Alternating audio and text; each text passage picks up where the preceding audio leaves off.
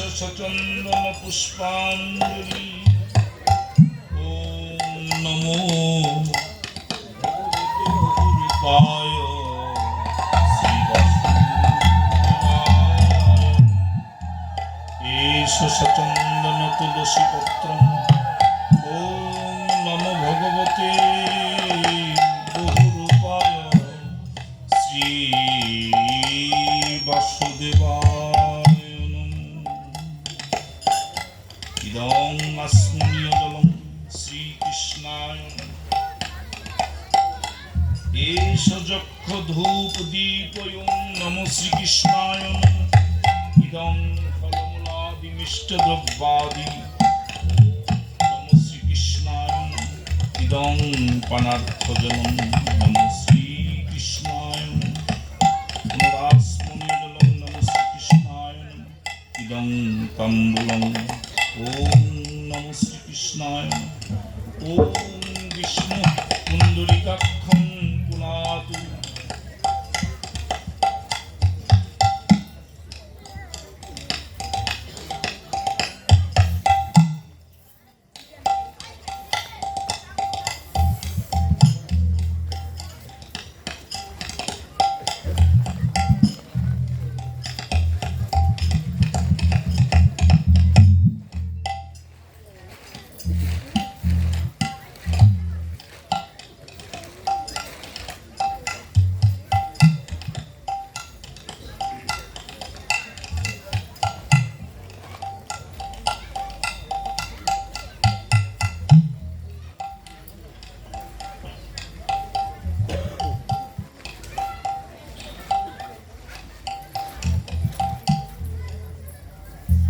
জয়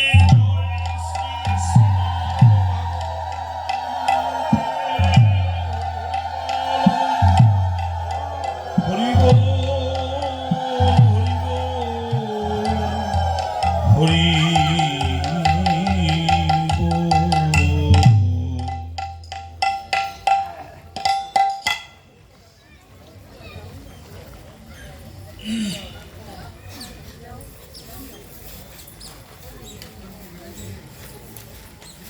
ওম বন্দেহং শ্রীগুরু Shriyut পদকমলং।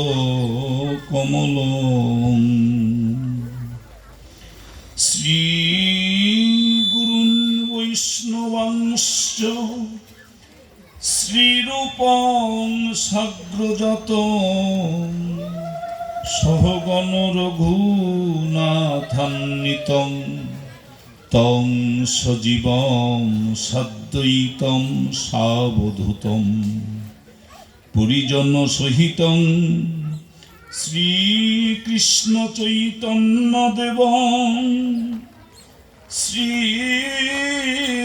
Radhakrishna Padang সহগণ Lalita Shri বিশাখান্বিতাংশ্চ।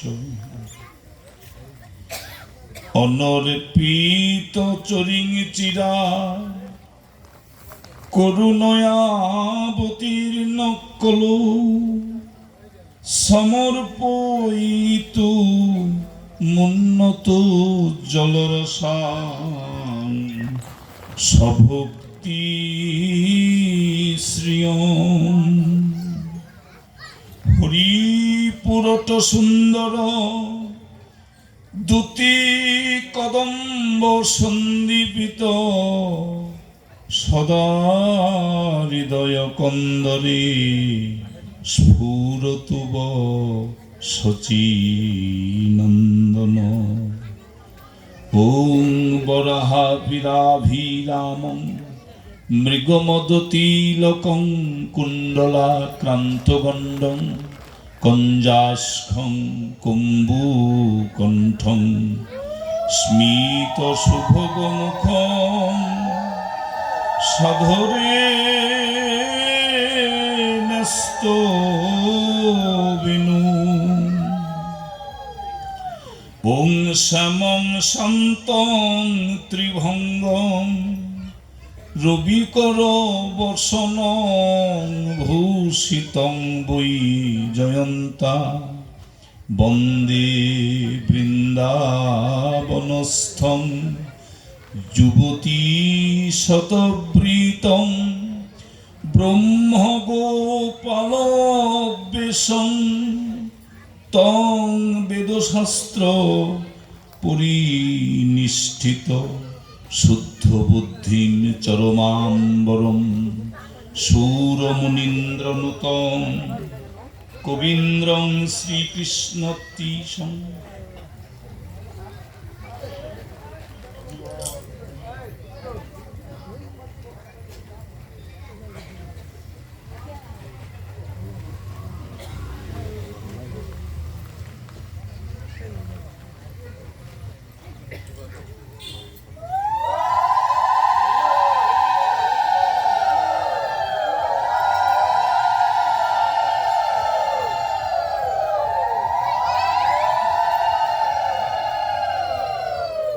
Kanak পিঙ্গল জটা কলাপ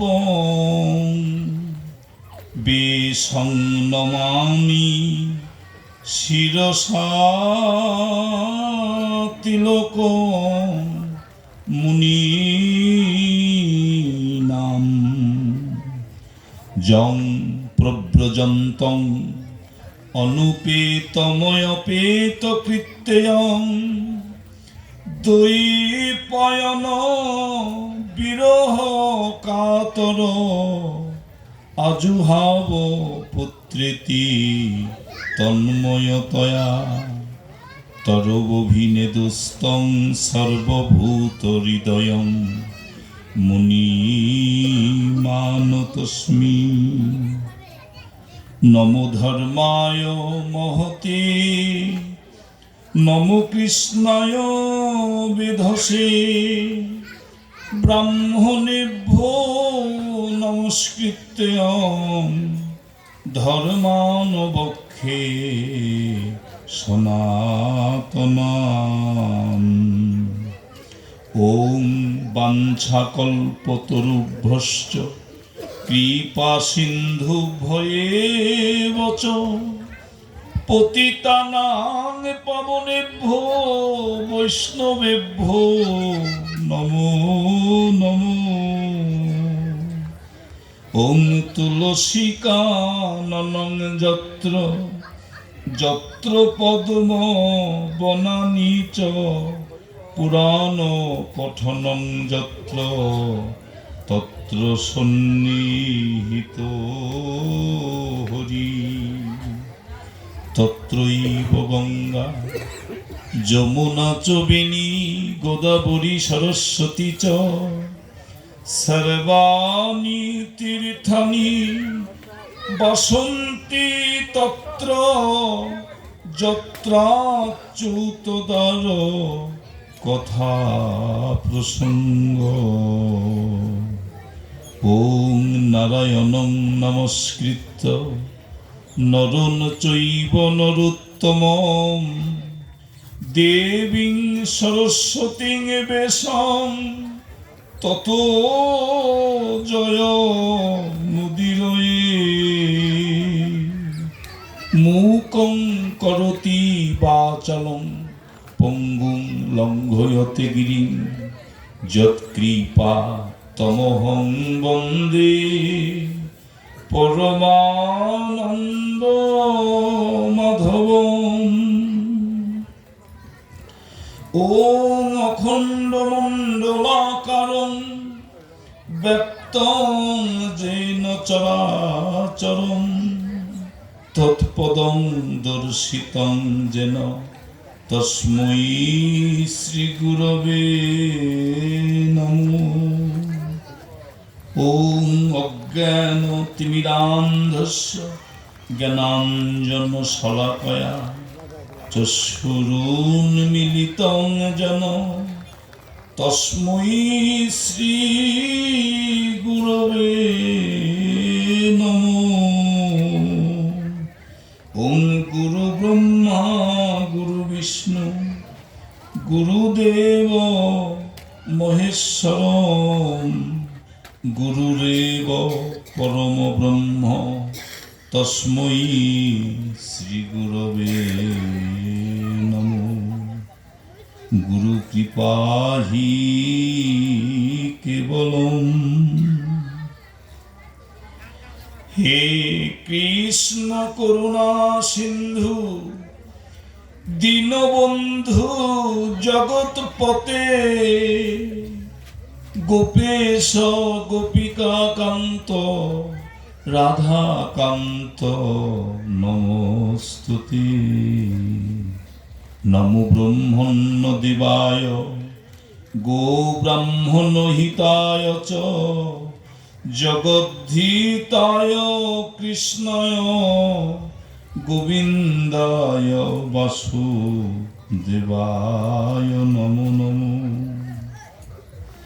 জয় জয় শ্রী চৈতন্য জয় নিত্যানন্দ জয়াদ্বৈত চন্দ্র জয় গৌর ভক্ত বৃন্দ।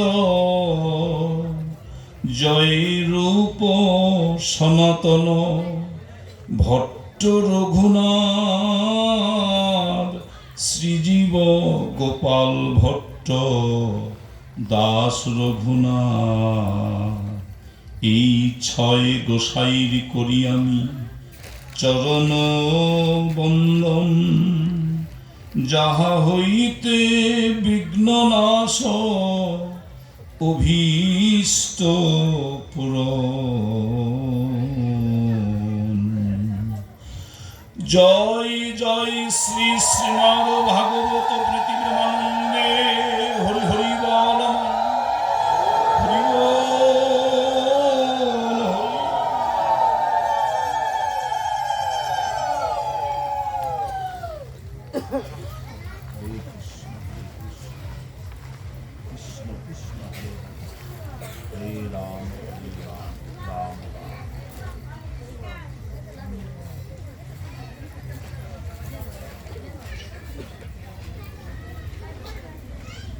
উপস্থিত সাধুগুরু বৈষ্ণবজন এবং কৃষ্ণ ভক্তিময়ী মাতৃমণ্ডলী, সর্বাগ্রে সকল ভক্তের চরণে আমি বিনম্র প্রণাম নিবেদন করছি।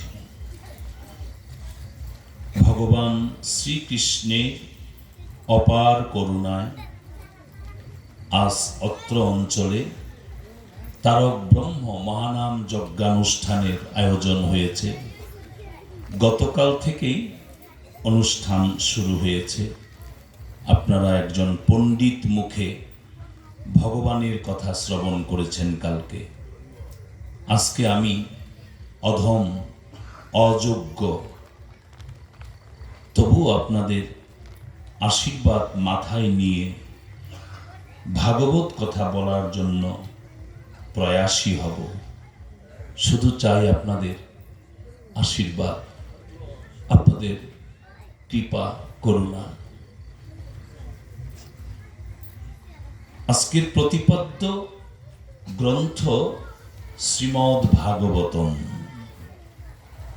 অর্থ ভগবান শ্রীকৃষ্ণ, যিনি বিশ্বব্রহ্মাণ্ডের অধীশ্বর, তিনি দাপর যুগে নরমূর্তি মানে মানসী মূর্তি ধারণ করে যে অপ্রাকৃত দিব্য আনন্দময় লীলা করেছিলেন, সেই লীলা কথাগুলোই হলো শ্রীমদ্ ভাগবত।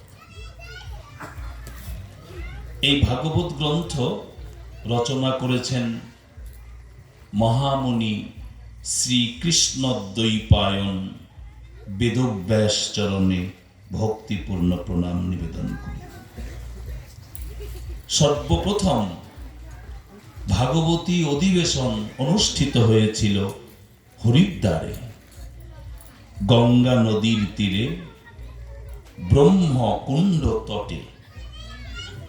ভাগবত পরিবেশন করেছিলেন ব্যাসনন্দন শ্রীল শ্রী সুখদেব গোস্বামী প্রভুপাদ। আর এই গোবিন্দের অমৃতময় পবিত্র লীলা কথা শ্রবণ করে যিনি ভবনদী গোবিন্দের চরণে পার হয়েছিলেন, তিনি হলেন ব্রহ্ম শাপগ্রস্ত মৃত্যু পথযাত্রী মহারাজ শ্রী পরীক্ষিত চরণেও আমরা ভক্তিপূর্ণ প্রণাম নিবেদন করি। অর্থাৎ এই যে ভাগবত আলোচনা হয়, ভক্তবৃন্দ ভাগবত কথা এসে শোনেন, কেন, কি উপযোগিতা এই ভাগবতের,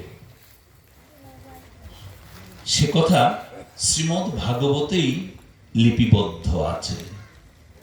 মহারাজ পরীক্ষিত শশাকরা পৃথিবীর রাজা ছিলেন, অত্যন্ত ন্যায়নিষ্ঠ, বিচক্ষণ এবং পরম কৃষ্ণ ভক্ত ছিলেন। দুর্দৈব বশে পরীক্ষিত মহারাজ ব্রাহ্মণ চরণে অপরাধ করেছিলেন।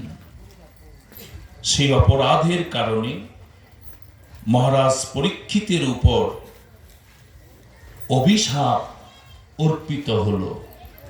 কি অভিশাপ? সপ্তম দিবসে তক্ষক সর্প দংশনে মহারাজ পরীক্ষিতের মৃত্যু হবে। মহারাজ পরীক্ষিত যখন জানতে পারলেন যে আমার মৃত্যু 7 দিন পরে হবে, তখন তিনি বিচলিত হয়ে গেলেন, উৎকণ্ঠিত হয়ে গেলেন, উদ্বেগাকুল হয়ে পড়লেন। কেন? হায় হায়, আমার জীবনের আয়ু শেষ হতে চলেছে, হাতে আছে মাত্র 7টা দিন, এখন আমি কি করব? আমাকে তো ভবসমুদ্র পার হতে হবে, আমাকে তো ভবনদী পার হতে হবে। আমার তো এমন কোনো পুণ্য, এমন কোনো সৎকর্ম করি নাই যে আমি গোবিন্দের চরণে ভবনদী পার হব। তবে এই 7টা দিন অন্তত আমি গুরুদেবের বাক্য মেনে ভজন সাধন করতে চেষ্টা করব। তখন পরীক্ষিত মহারাজ গুরুদেবের চরণে সুখদেব গোস্বামীর পাদপদ্মে সাষ্টাঙ্গে প্রণাম করলেন। সুখদেব গোস্বামী বললেন, হে পরীক্ষিত, কি হয়েছে তোমার? চোখে জল কেন? তুমি কাঁদছো কেন? কি হয়েছে? পরীক্ষিত মহারাজ কেঁদে কেঁদে বলছেন, প্রভু, আমি অভিশপ্ত, আমি মহাপাপী, মহা অপরাধী, আমায় আপনি বিধান দিন। আমার হাতে মাত্র 7টা দিন আছে, এই 7 দিন আমি কি ভজন করব, কি সাধন করব, কি তপস্যা করব, আপনি আমাকে বলে দিন। তখন সুখদেব গোস্বামী বললেন, হে মহারাজ পরীক্ষিত, অনেক সাধের মানব জন্ম তুমি পেয়েছ, এটা হচ্ছে দেবদুর্লভ জনম, দুষ্প্রাপ্য জনম। এই জনম 84 লক্ষ জনমের পরে পাওয়া যায়। এই মানব জনম সার্থক হবে, ধন্য হবে, গোবিন্দের চরণে ভবনদী পার হবার সক্ষমতা হবে যদি তুমি ভাগবত কথা এই 7 দিন 7 রাত্রি শ্রবণ করতে পারো এবং বদন ভরে কৃষ্ণ নাম কীর্তন করতে পারো।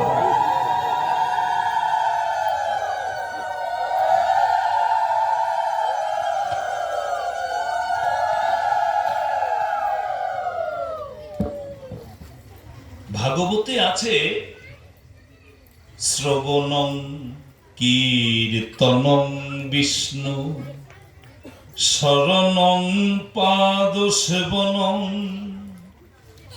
অর্চনং বন্দনং দাস্য সক্ষমাত্ম নিবেদন। এটা হলো ভাগবতের কথা। তার মানে ভাগবত আমাদেরকে ডেকে ডেকে বলছেন, ওহে কলিজি, তোমার মৃত্যু আসন্ন, দিন রাত যাচ্ছে, ততটাই মৃত্যুর কাছাকাছি হচ্ছি আমরা। আজকে রাত্রি পার হয়ে গেলে আমার মৃত্যু একটা রাত্রির সময় কমে গেল। গোনা দিন নিয়ে জগতে এসেছি আমরা। ভাগবত বলছেন, ওহে কলিজি, এই কর্ণ দুটি তোমার মানব দেহে পেয়েছ, এই কর্ণ দুটিকে তুমি কৃষ্ণ কথায় ভরিয়ে তোলো। জগতে কত কথা, কত শব্দ, কত গান তুমি কর্ণ দিয়ে শুনতে পারো, কিন্তু শুনে রেখো কোনো কথাই কথা না। প্রকৃত কথা হলো কৃষ্ণ কথা, হরি কথা, গৌর নিতাইয়ের কথা, ভগবান শ্রীকৃষ্ণের কথা। তাই আমার ভাগবত বলছেন, শ্রবণং কীর্তনং বিষ্ণু। পরীক্ষিত, 7টা দিন তুমি ভগবানের পবিত্র কথা শ্রবণ করো, তাহলে কি হবে?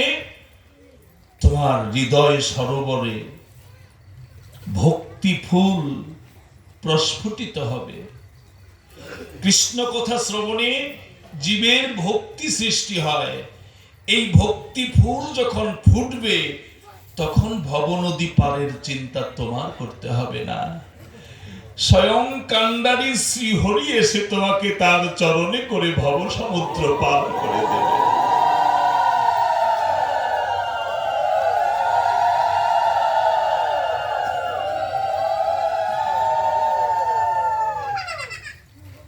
সুধী ভক্ত মণ্ডলী, মৃত্যু শুধু মহারাজ পরীক্ষিতেরই হবে না। আমরা যারা মানব কুলে জন্ম নিয়েছি, আমাদের কিন্তু এই পৃথিবী ছেড়ে, এই সুন্দর সংসার ছেড়ে, স্ত্রী কিংবা স্বামী, পুত্র কন্যা, বন্ধু বান্ধব, আত্মীয় স্বজন সবাইকে ছেড়ে একদিন ওই পার ঘাটায় পাড়ি জমাতে হবে। এই যে সংসার করছি, অর্থ উপার্জন করছি, স্ত্রী স্বামী পুত্র কন্যা নিয়ে হই হুল্লা করে সংসার করছি, আমার ভাগবত বলছেন, এই সংসার করতে করতে যদি তুমি একটু সময় সাধুগুরু বৈষ্ণবের সঙ্গ করতে পারো, যদি তুমি একবার কর্ণ দিয়ে গোবিন্দ নাম শ্রবণ করতে পারো, কিংবা বদন ভরে হা কৃষ্ণ হা গোবিন্দ বলে ডাকতে পারো, তাহলে তোমার মানব জনম ধন্য হবে গো। মানব জনম ধন্য করে এই সংসার থেকে বিদায় নিতে হবে। নইলে পশু পাখির সঙ্গে আমাদের পার্থক্য থাকলো কোথায়? পশু পাখি জন্ম নেয় পশু পাখি হয়ে, মৃত্যুবরণও করে পশু পাখি হয়ে। আর আমরা মানুষ, আমরা মানব জন্ম পেয়ে সাধন ভজন তপস্যা সাধুগুরু বৈষ্ণবের চরণের ধুলি মাথায় নিয়ে এই জীবনটাকে দেবত্বে উন্নীত করে গোবিন্দের শ্রীপাদপদ্ম লাভের যোগ্যতা অর্জন হয়ে যাবে। তাই সুখদেব গোস্বামী বললেন, তুমি হরি কথা শ্রবণ করো আর হরি নাম তুমি কীর্তন করো। কেননা একমাত্র এই বিশ্ব ব্রহ্মাণ্ডের সমস্ত কিছুর অধীশ্বর হলেন ভগবান শ্রী হরি কৃষ্ণ। কৃষ্ণই সব, কৃষ্ণের দ্বারাই এই জগৎ সৃষ্টি, সবকিছু উৎপন্ন হয়েছে কৃষ্ণের কারণে। তাহলে আমরা যার কথা শুনব, যার কথা ভাবব, যাকে ভালোবাসা অর্পণ করব, সে হচ্ছে একমাত্র ভগবান শ্রীকৃষ্ণ। সুখদেব গোস্বামী বললেন, ভাগবতে আছে নববিধা ভক্তি, শ্রবণ, কীর্তন, স্মরণ, অর্চনা, বন্দনা, সখ্য, দাস্য, বাৎসল্য, আত্মনিবেদন। এই হচ্ছে নববিধা ভক্তি। নববিধা মানে 9 প্রকারের ভক্তি। অর্থাৎ ভগবানকে ভালোবাসতে হলে এই 9 প্রকারের ভালোবাসার যে কোনো একটা দিলেই গোবিন্দ বড় আনন্দ লাভ করেন। যেমন আজকে এই যে আপনারা বসেছেন, আপনাদের এই কুমুল্লি গ্রামে ভগবান শ্রীকৃষ্ণের পবিত্র মহানাম কীর্তন, অষ্টকাল লীলা কীর্তন, বৈষ্ণব সমাবেশের আয়োজন হয়েছে। কেন? এটা হচ্ছে বাজার, এটা হচ্ছে হাট। কোনো কিছু কিনতে গেলে আমরা কিন্তু হাটে যাই, বাজারে যাই। দ্রব্য বস্তু ক্রয় করতে হলে হাট বা বাজারে যেতে হয়। আমার ভাগবত বললেন, এই চিনি, লবণ, আটা এগুলো কিনতে যেমন হাটে যেতে হয়, সেটা কুমুল্লির হাট হোক, সেটা সিংগাইরের হাট হোক, যে কোনো হাট হোক, কিন্তু এখান থেকে যে বস্তু তুমি কিনতে এসেছ, ভাগবত স্মরণ করিয়ে দিলেন, সেই বস্তুটির নাম হচ্ছে ভক্তি। মুক্তি পাওয়া যায় একমাত্র ভক্তিতে, আর কোনো কিছুতেই মুক্তি পাবার কোনো সম্ভাবনা নেই। ভক্তিতেই মুক্তি। আর সেই ভক্তি কিনতে গেলে হাটে যেতে হবে, বাজারে যেতে হবে। কোন হাটে? এই যে আজকে কুমুল্লিতে মহানাম যজ্ঞের হাট বসেছে, গোবিন্দ কথা কীর্তনের হাট বসেছে, ভক্তের হাট বসেছে। এই ভক্তদের চরণের ধুলি যদি অঙ্গে তোলা যায়, শিরে তোলা যায়, তবেই মনে করা যাবে ভক্তি লাভের রাস্তা আমার প্রশস্ত হয়েছে।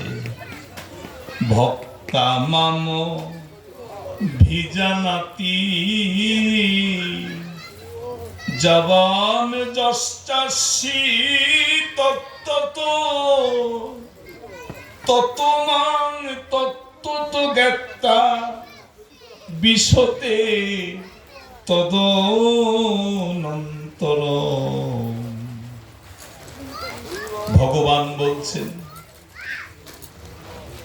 আমি যে ভক্তের কাছে থাকি, আমি যে ভক্তের সঙ্গে চলি, আমি যে ভক্তের কাছে আমার ভাব বিনিময় করি, আমি যে ভক্তের সঙ্গে বন্ধুত্ব করি, আমি যে ভক্ত সঙ্গে সদাই চলি, আমি ভক্ত ছাড়া হই না।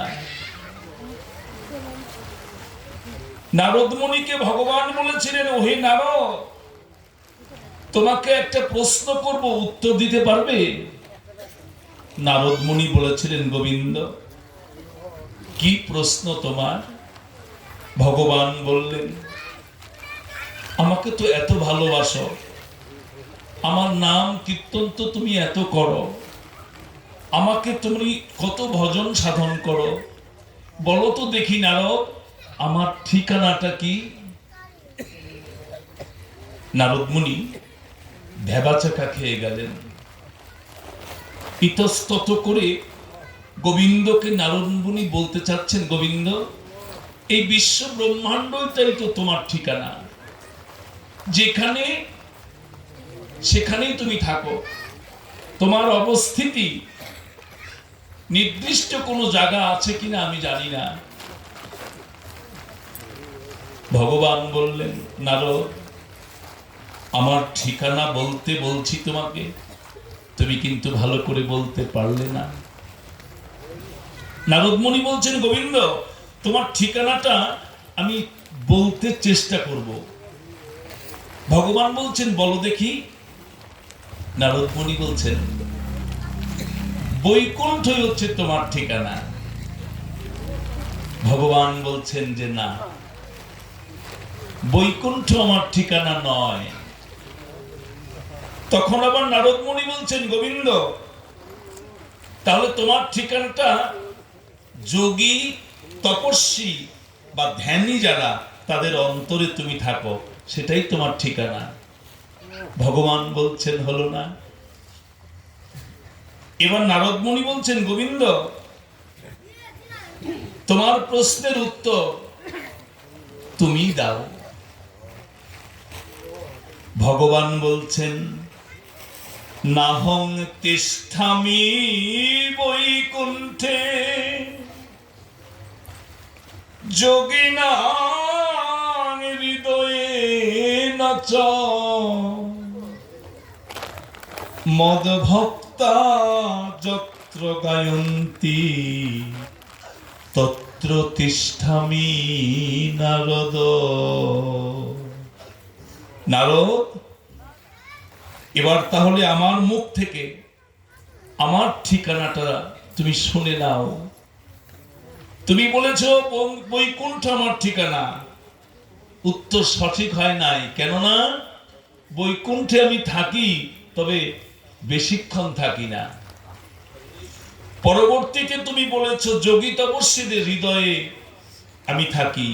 হ্যাঁ, ঠিকই থাকি বটে, বেশিক্ষণ থাকি না। বেশিক্ষণ যেখানে থাকা হয় সেটাই হচ্ছে প্রকৃষ্ট ঠিকানা।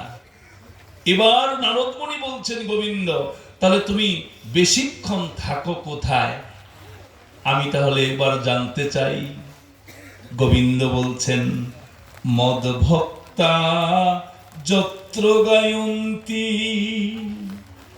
ওহে নারদ, ওহে আমার প্রিয় ভক্ত নারদ, বৈকুণ্ঠে নয়, যোগী তপস্বীদের হৃদয়ে নয়, আমি অধিকক্ষণ থাকি মর্তধামে। যদি আমার ভক্তগণ আমার নাম গুণ কীর্তনে মগ্ন হয়ে থাকে, আমি সেথায় এসে বসে থাকি। আমি ভক্ত সনে বসে থাকি। ওই ভক্তের স্থানই হলো আমার ঠিকানা। কেননা ভক্তগণ সংসার, দেহ গেহ, ধন জন, ঐশ্বর্য সব কিছু ভুলে গিয়ে আমার ভক্তের কাছে বসে নিরত আমার নাম গুণগানে মত্ত হয়ে থাকে। তাদের নয়নের জলে বক্ষ ভাসে। নারদ, বলো, আমি সেই ভক্তদের কাছে এসে কেন বসবো না, কেন থাকবো না? তখন নারদ মুনি এবার গোবিন্দকে প্রশ্ন করলেন, হে গোবিন্দ, তোমাকে আমিও একটা প্রশ্ন করতে চাই, যদি তুমি আমাকে অভয় দাও।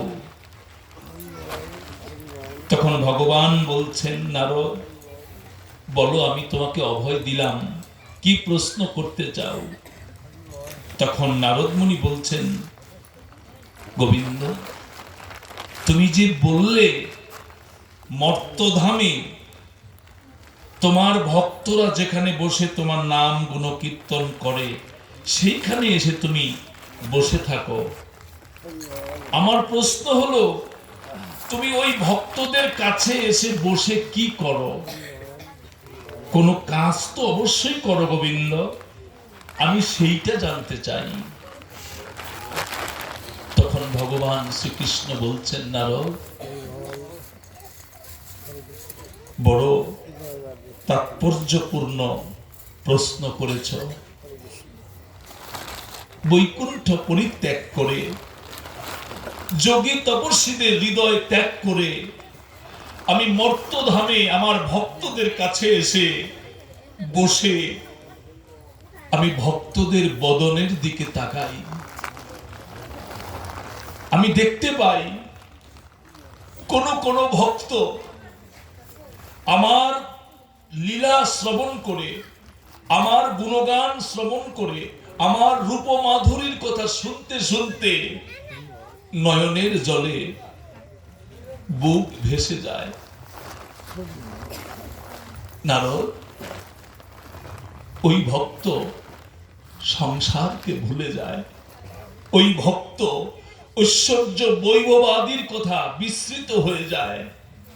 সে ভক্তি গদগদ হয়ে নয়ন জলে যখন বুক ভাসায়, তখন আমি আর বসে থাকতে পারি না। তখন কি করি জানো নারদ? তখন আমি উঠে গিয়ে ওই দু বাহু বাড়িয়ে দিয়ে যে ভক্ত নয়নের জলে বুক ভাসাচ্ছে তাকে আমি জড়িয়ে ধরি, তাকে আমি প্রেমালিঙ্গন করি। তখন আমি বলি, আমার আনন্দ আর ধরে না।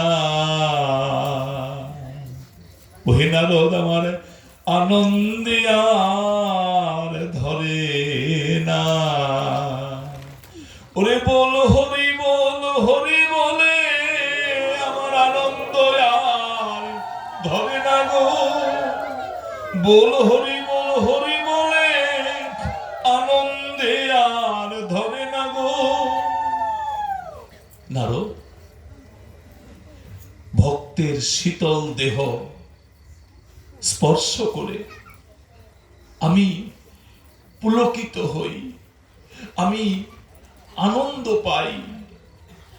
আমি শুধু ওই ভক্তকে পেয়ে আলিঙ্গন করে আমার তৃষ্ণা নিবারণ করি।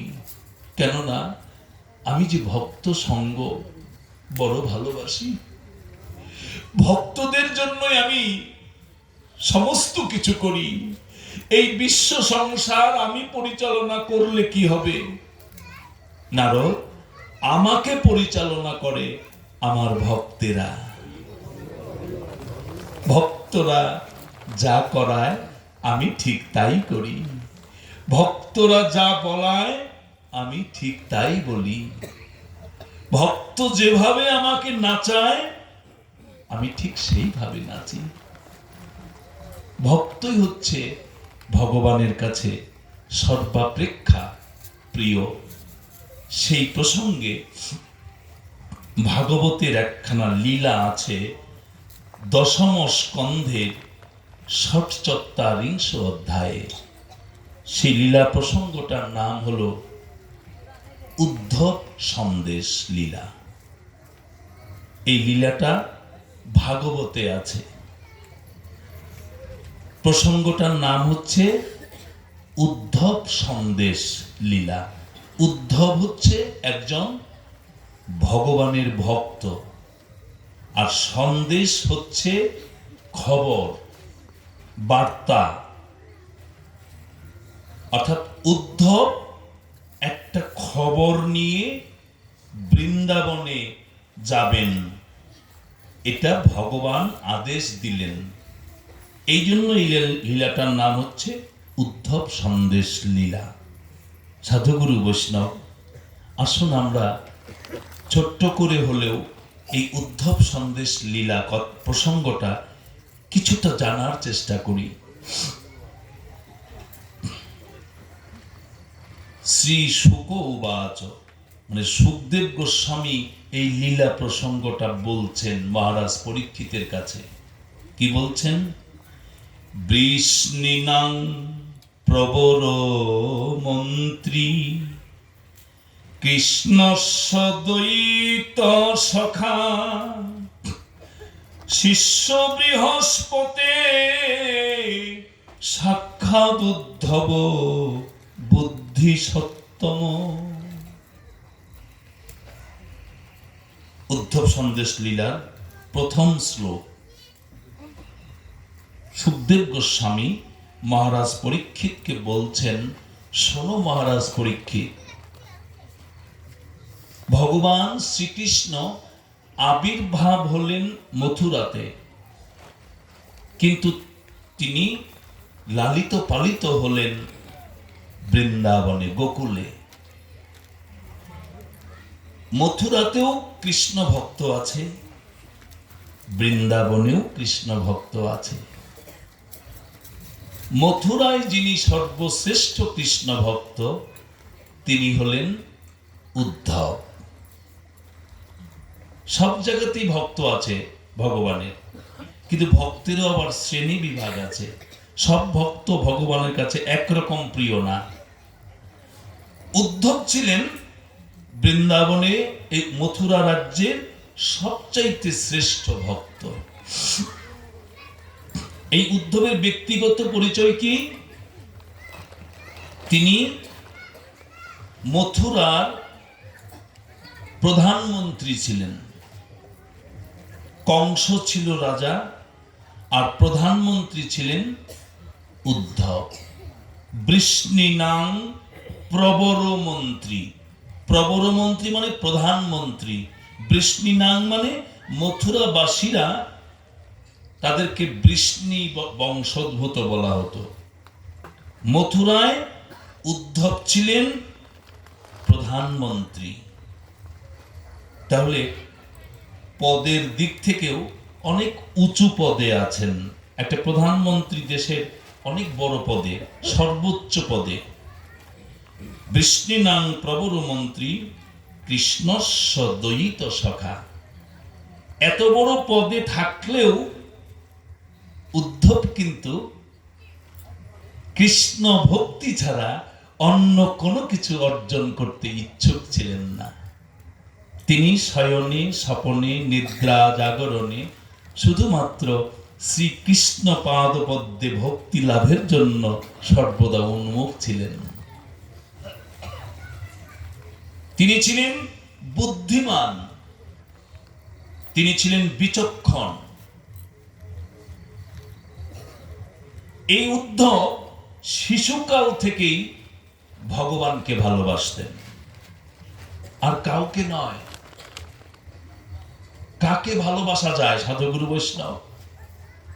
এই জড়জগতে ভালোবাসা প্রাপ্য আসলে কেউ না।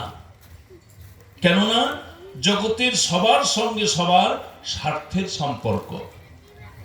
ভালোবাসা এটা হচ্ছে স্বার্থ আছে বলেই ভালোবাসি। স্বার্থ না থাকলে কিন্তু কেউ কাউকে ভালোবাসতাম না। একমাত্র নিঃস্বার্থভাবে যিনি আমাদেরকে ভালোবাসেন, তিনি হচ্ছেন সচ্চিদানন্দময় শ্রী গোবিন্দ।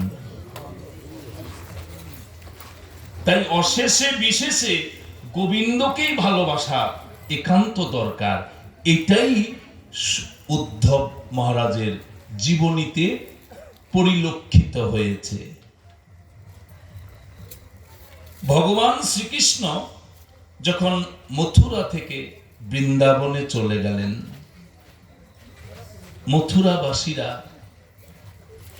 হাহাকার করছে। উদ্ধব ঘুম থেকে জেগে কৃষ্ণ চিন্তায় নয়ন জলে বুক ভাসাচ্ছে।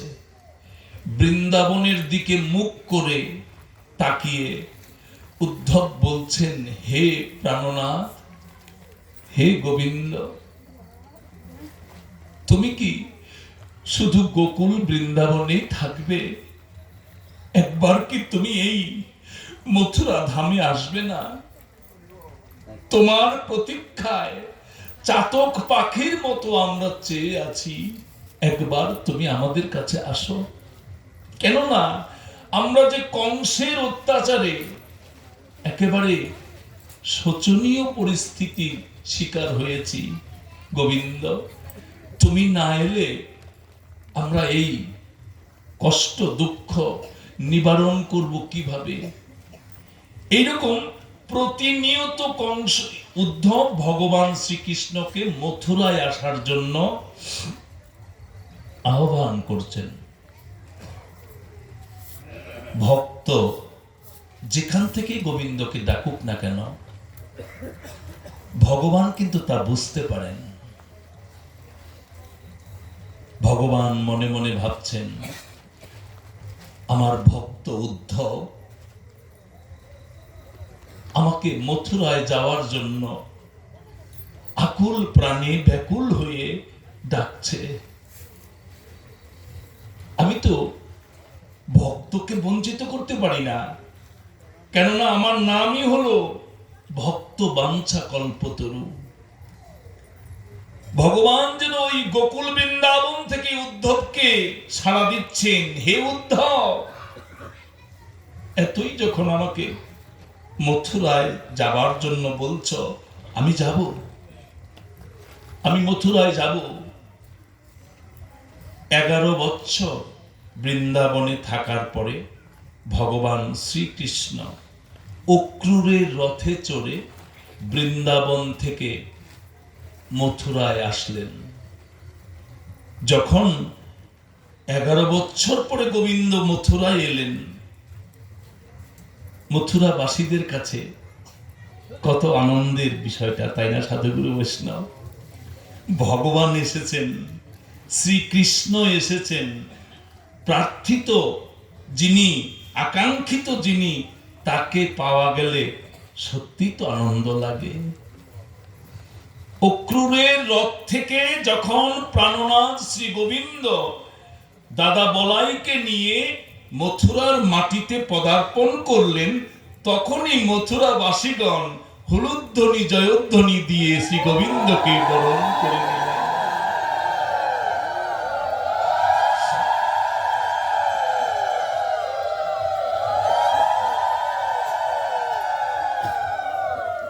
অর্থাৎ মথুরাবাসীগণ এই জয়ধ্বনি হুলুধ্বনি দিয়ে গোবিন্দকে মথুরাতে বরণ করে নিলেন। চন্দন পুষ্প তুলসী দিয়ে গোবিন্দের পূজা অর্ঘ্য দান করলেন। সবাই বলছেন, হে প্রাণ গোবিন্দ, তুমি আমাদের মনের সন্তাপ দূর করেছ। এতদিন আধ্যাত্মিক, আদি ভৌতিক, আদি দৈবিক ত্রিতার জ্বালায় জ্বলে পুড়ে ছারখার হয়েছি। শুধু অন্তরে অন্তরে ভেবেছি, হে গোবিন্দ, কখন তোমার চাঁদ বদন দর্শন করব, কখন তোমার ওই শ্রীপাদবদ্ধ আমরা জড়িয়ে ধরব, কখন তোমার ওই পবিত্র অঙ্গ পরশ করে আমাদের এই জন্মটাকে সার্থক করে দেব। কবে গোবিন্দ? তুমি আমাদের ইচ্ছা পূরণ করেছ গোবিন্দ। ভগবান শ্রীকৃষ্ণ বললেন, হে মথুরাবাসী, তোমরা যেমন আমাকে ভালোবাসো, আমিও তো তোমাদের ছাড়া কিছুই বুঝি না। তাই আমি গোকুল বৃন্দাবন পরিত্যাগ করে আজ তোমাদের কাছে চলে এলাম।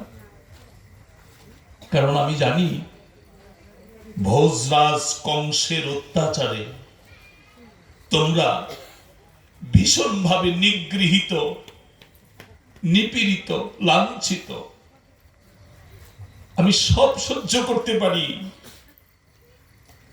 কিন্তু পারি না সহ্য করতে শুধু আমার ভক্ত যদি কখনো কষ্ট পায়। পরিত্রাণায় সাধুনাং বিনাশায় চ দুষ্কৃতাম ধর্ম সংস্থাপনার্থায় সম্ভবামি যুগে যুগে। গীতায় ভগবান অর্জুনকে বলেছিলেন, অর্জুন, আমি যে মনুষ্য মূর্তি নিয়ে জগতে অবতরণ করি, তার কারণ কি জানো? যখন দেখি কোনো অভক্ত, দুষ্কৃতিকারী, দস্যু প্রকৃতির মানুষ আমার ভক্তকে আঘাত দিচ্ছে, কষ্ট দিচ্ছে, দুঃখ দিচ্ছে, তখন আমি সমস্ত কিছু পরিত্যাগ করে জগতে এসে ওই ভক্তকে আমি নিজে রক্ষা করি আর দুষ্কৃতিকারীকে আমি নিজে দমন করি।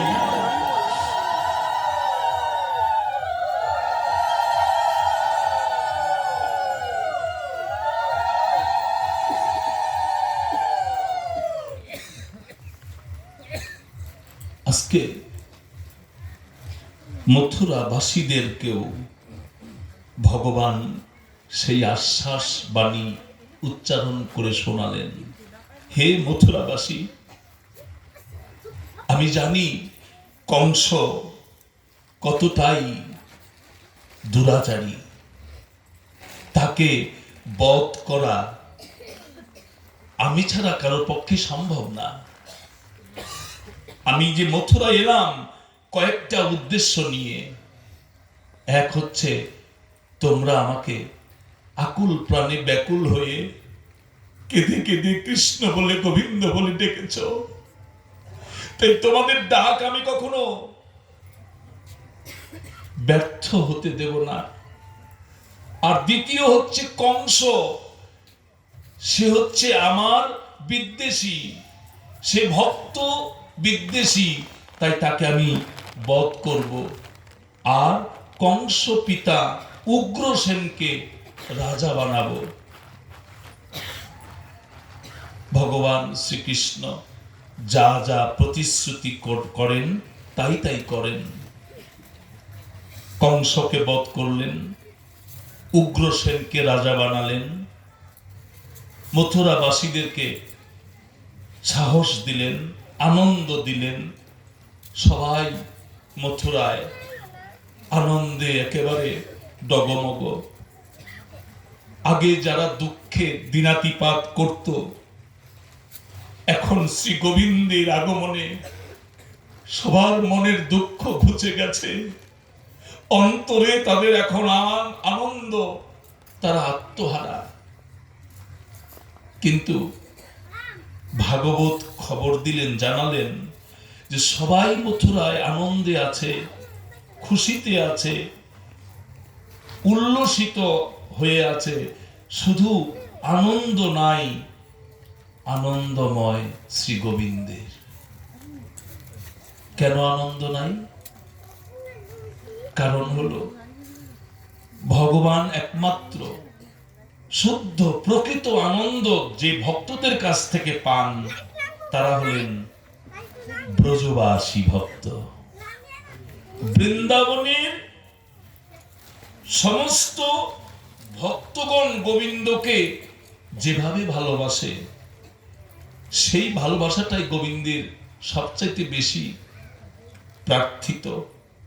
কেননা গোবিন্দকে তো অর্থ বিত্ত সম্পদ দিয়ে ভালোবাসা যায় না, গোবিন্দকে তো জমি জমা সম্পদ দিয়ে ভালোবাসা যায় না। গোবিন্দ ভালোবাসেন, গোবিন্দকে ভালোবাসা যায়।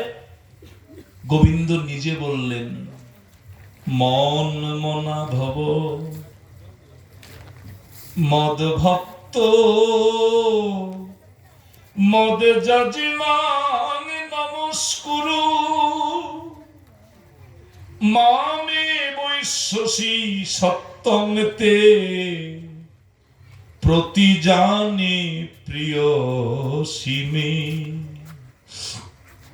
ভগবান বলছেন, হে জগৎবাসী, আমাকে তোমার করে নাও। আমি তো তোমাদের, আমি তোমাদের সৃষ্টি করেছি, আমি তোমাদেরকে লালন পালন করছি, সংহার লীলাও আমার দ্বারাই হবে। আমি তোমাদের হতে চাই, তোমরা আমার প্রিয় কাজটুকু করো। শুধু প্রিয় কাজ করলে তোমরা সবাই আমার প্রিয় হয়ে যাবে। আর সেই ভগবানের প্রিয় কাজ কি? ভগবানকে টাকা পয়সা দেওয়া না, ভগবানের জন্য জমি জমা লিখে দেওয়া যে না। ভগবান বলছেন, মন মনা ভব কেউ যদি আমায় একটু মন দিয়ে স্মরণ করে, কেউ যদি নয়ন জলে বক্ষ ভাসে একবার হা কৃষ্ণ হা গোবিন্দ বলে আমাকে ডাকতে পারে, কেউ যদি আমার ভক্ত সঙ্গ করতে পারে, কেউ যদি আমার বৈষ্ণবের কাছে গিয়ে বসতে পারে, কেউ যদি আমাকে অন্তরের অন্তঃস্থলের ভালোবাসা অর্পণ করতে পারে, সেই ব্যক্তি আমার প্রিয় হবে, সেই আমার প্রিয় হবে। অর্থাৎ ভগবানের প্রিয় হতে গেলে কষ্ট না মা, টাকা পয়সাও লাগবে না, আপনাকে ধনী হতে হবে না, শুধুমাত্র মনের ভালোবাসাটা, মনে যদি একমাত্র গোবিন্দকে স্মরণ করতে পারি যে গোবিন্দ তোমার সৃষ্টি আমি, আমাকে তুমি সুপথে রেখো, আমার মন যেন বিষয়ের দিকে ধাবিত না হয়, আমি যেন দিবাভাগে কিংবা রাত্রির কোনো একটা অংশে আমি যেন তোমার কথা কীর্তন শ্রবণের জন্য তোমার ভক্তের কাছে গিয়ে বসতে পারি। ভগবান বললেন মনের ভালোবাসাটাই হচ্ছে শ্রেষ্ঠ ভালোবাসা। আজকে শ্রীকৃষ্ণ ব্রজবাসীদেরকে বললেন তোমরা মন দিয়ে আমাকে ভালোবেসেছ, এবং মন দিয়ে আমাকে ব্রজবাসীরাও ভালোবাসে। তারা কোনো পূজা করে না, অর্চনা করে না, বন্দনা করে না, সর্বদা শুধু মনটা আমাকে দিয়ে রাখে। মনই সব। এই যে ভজন সাধন বলি, তপস্যা বলি, মন যদি শুদ্ধ না হয় কোনো ভজনই কাজে লাগবে না।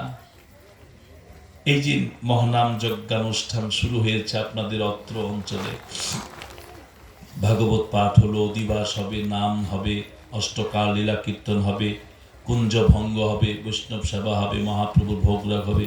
এই সমস্ত অনুষ্ঠানই একমাত্র মনকে ঠিক করার অনুষ্ঠান। কারণ আমাদের মন তো চঞ্চল মন, আমরা খুব লোভী, আমরা খুব স্বার্থপর, আমরা খুব স্মৃতিহীন, আমাদের স্মৃতিশক্তি একেবারেই নাই। এর আগে যে 84 লক্ষ বার পৃথিবীতে এসেছি সেই কথা মনে করব কিভাবে? সকালে কৃষ্ণ নাম করেছি কিনা সেটাই তো মনে করতে চাইলে মনে আসে না। তাই আমার গৌরাঙ্গ মহাপ্রভু বললেন, কলিজি আগে তুমি মনকে সাধু করো। সাধু সাজার আগে সাধু হয়ে নাও। আর সাধু হতে হলে বেশ পড়তে হবে না, তোমার ওই মনটাকে যদি কৃষ্ণ চিন্তায় ব্যাপৃত করে দিতে পারো তবেই তুমি সাধু হয়ে গেলে। মনই হচ্ছে একমাত্র প্রভাবক। সেই মন কিভাবে শুদ্ধ করা যায় মা? মনটাকে পবিত্র করতে হলে কি করতে হবে মা? আমার গৌরাঙ্গ মহাপ্রভু উত্তর দিলেন, চেত দর্পণ মার্জনং ভব মহাদাবাগ্নি নির্বাপনং শ্রেয় কৈরব চন্দ্রিকা বিতরণম বিদ্যাবধূ জীবনং আনন্দম বুদ্ধিবর্ধনং প্রতিপদং পূর্ণামৃতাস্বাদনং সর্বাত্ম স্নপনং পরং বিজয়তে শ্রী কৃষ্ণ সংকীর্তনম। মহাপ্রভু বললেন, মন শুদ্ধ করতে চাইলে কৃষ্ণ নাম সংকীর্তন করো। কৃষ্ণ নামেই একমাত্র তোমার মধ্যে কৃষ্ণ নেমে পড়বে। কৃষ্ণকে নামাতে হলে কৃষ্ণ নাম দরকার, আর কৃষ্ণ নাম সংকীর্তনই হচ্ছে কলিজীবের ভজন সাধন। কলিজীবের আর অন্য কোনো তপস্যা নাই, কেননা কলিজীব অন্য তপস্যা পারবে না। সত্যযুগে ধ্যান ছিল ভজন, এই কলিযুগবাসী ধ্যান করতে পারে না। মা, ধ্যান করতে হলেই মনের মধ্যে, মাথার মধ্যে চিন্তা আসে, সংসারের চিন্তা। কলিজীব যজ্ঞ করতে পারে না, কেননা যজ্ঞ করতে গেলে শুদ্ধ যজ্ঞের উপাচার দরকার। কলিজীবের দেহটাও শুদ্ধ না, মনও শুদ্ধ না, কিভাবে শুদ্ধ উপাচার সংগ্রহ করে যজ্ঞ করবে? শুশ্রূষা, এটা দাপর যুগের ভজন ছিল, কলিযুগ তাও পারে না। সেবা শুশ্রূষা করে ভগবানকে তুষ্ট করতে পেরেছিলেন দাপরের জীবেরা, কিন্তু কলিজীবেরা কিভাবে সেবা শুশ্রূষা করবে? মা বাবাকেই তো অবজ্ঞা করে। কলিজীবেরা মাকে শ্রদ্ধা করে না, বাবার কথা শোনে না, অপমান করে, খেতে দেয় না, দুঃখ দেয়, কষ্ট দেয়, যন্ত্রণা দেয়। তারা কিভাবে গোবিন্দকে পাবে? তাই আমার মহাপ্রভু বললেন, কলিজি, তোমাদেরকে আমি কৃষ্ণ পাওয়ার সোজা রাস্তা দেখাবো। ধ্যান নয়, যজ্ঞ নয়, তপস্যা নয়, তোমরা শুধু সাধু সঙ্গ করে কৃষ্ণ নাম সংকীর্তনের সঙ্গে অঙ্গীভূত হয়ে থাকো। স্বয়ং শ্রী গোবিন্দই তোমাদের কৃপা করার জন্য তোমাদের কাছে চলে আসবে।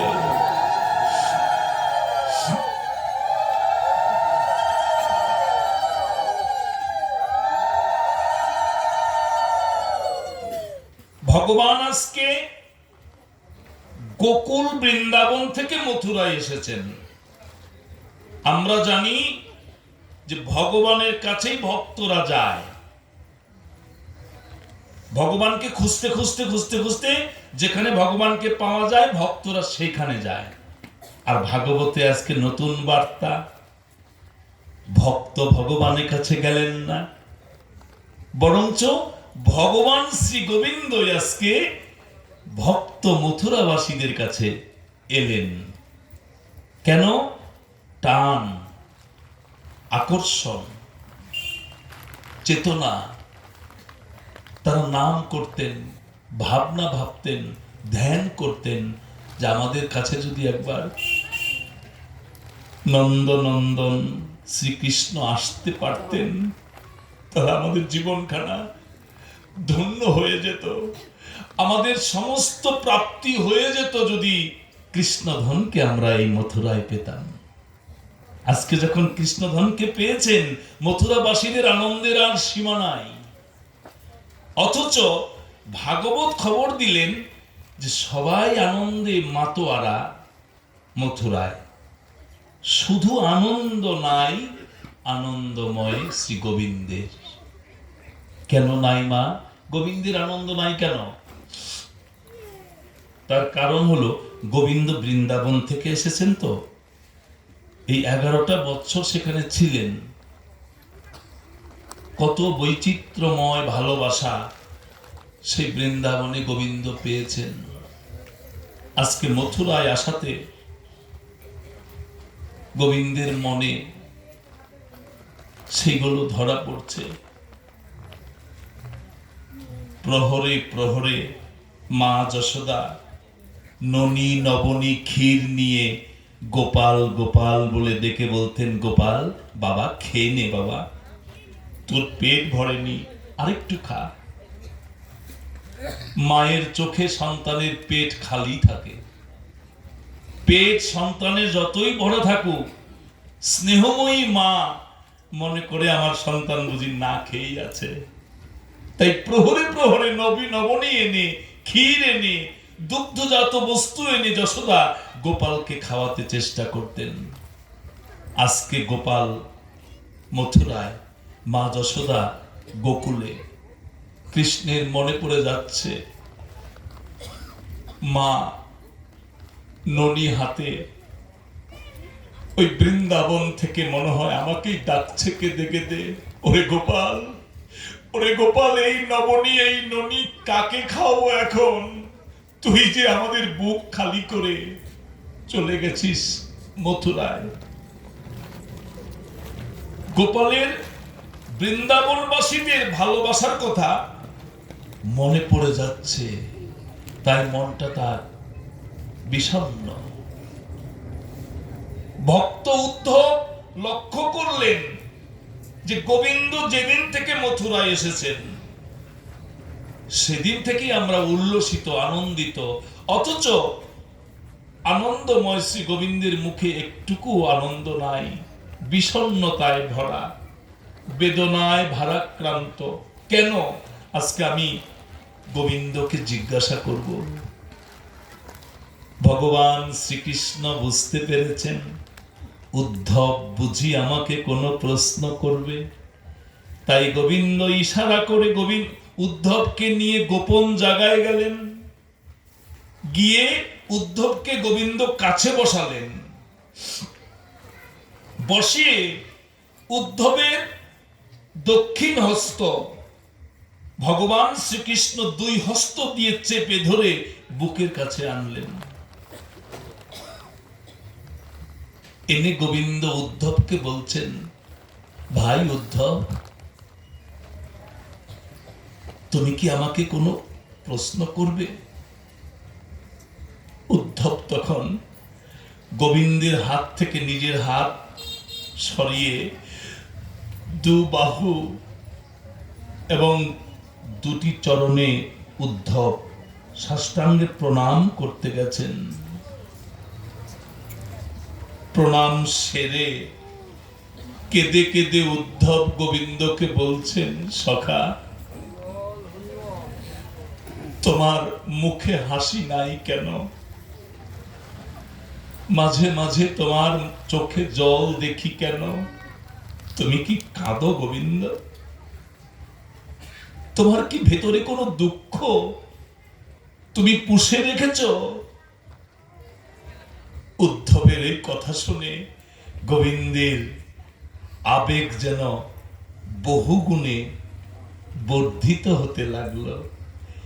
গোবিন্দ যেন অঝরে কেঁদে কেঁদে উদ্ধবকে বলছেন, ভাই উদ্ধব, তোমার কথা সঙ্গত, প্রশ্নটা সঙ্গত।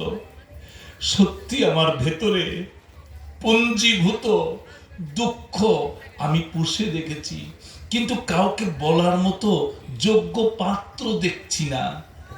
তবে তুমি যখন জিজ্ঞাসা করেছ, তোমার কাছে আমি আমার সমস্ত মনের কথাগুলো খুলে বলবো। আপনজনের কাছে মনের কথা খুলে বললে দুঃখ কিছুটা লাঘব হয়, আর জমে থাকলে অনেক নাভিশ্বাস বেড়ে যায়, কষ্ট বেড়ে যায়। তাই আজকে গোবিন্দ আপনজন পেয়েছেন। কে? উদ্ধব। গোবিন্দ এবার বলছেন, উদ্ধব, সত্যি আমার যে দুঃখ তা তোমাকে বলছি। এতদিন তো আমি গোকুল বৃন্দাবনে ছিলাম, তাই না উদ্ধব? উদ্ধব বলছেন, হ্যাঁ সখা, ছিলে জানি। কৃষ্ণ বলছেন, উদ্ধব, সেই বৃন্দাবন, সেই ব্রজবাসীরা, সেই শ্রীরাম সুধাম বসুধাম মধুমঙ্গল সখাগণ, সেই শ্যামলী ধবলী গাভীগুলি, সেই বৃন্দাবনের মধুবন নিধুবন সমস্ত কিছুই আজ আমার মনের দেউড়িতে প্রকাশিত হচ্ছে। মনে হয় যেন ছুটে যায় আবার সেই মধু বৃন্দাবনে। কিন্তু উদ্ধব, মথুরায় যে আমার আরব্ধ কর্ম, সেগুলো তো এখনো শেষ হয় নাই, তাই আমি ইচ্ছা করলে তো যেতে পারি না। উদ্ধব তখন বলছেন, সখা, তাহলে কি করা যায়? সমাধান কিসে? তখন গোবিন্দ বলছেন, উদ্ধব, সমাধান আছে। কি সমাধান? গচ্ছোদ্ধব ব্রজং সৌম্য পিত্রর ন প্রীতিমা বহ গোপীনাং মদ বিয়োগাধীন মদ সন্দেশৈর বিমোচয়। উদ্ধব, একটাই সমাধান, তা হলো তোমাকে যে এখনই বৃন্দাবনে যেতে হবে।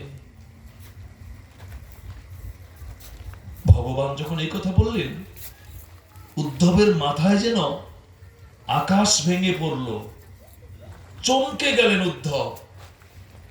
মনে মনে ভাবছেন, গোবিন্দ আমাকে বৃন্দাবনে যেতে বলছেন।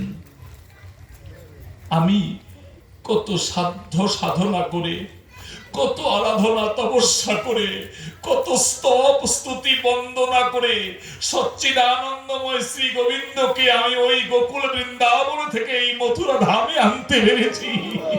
আর আমি এই গোবিন্দকে মথুরায় রেখে কিভাবে বৃন্দাবনে যাব?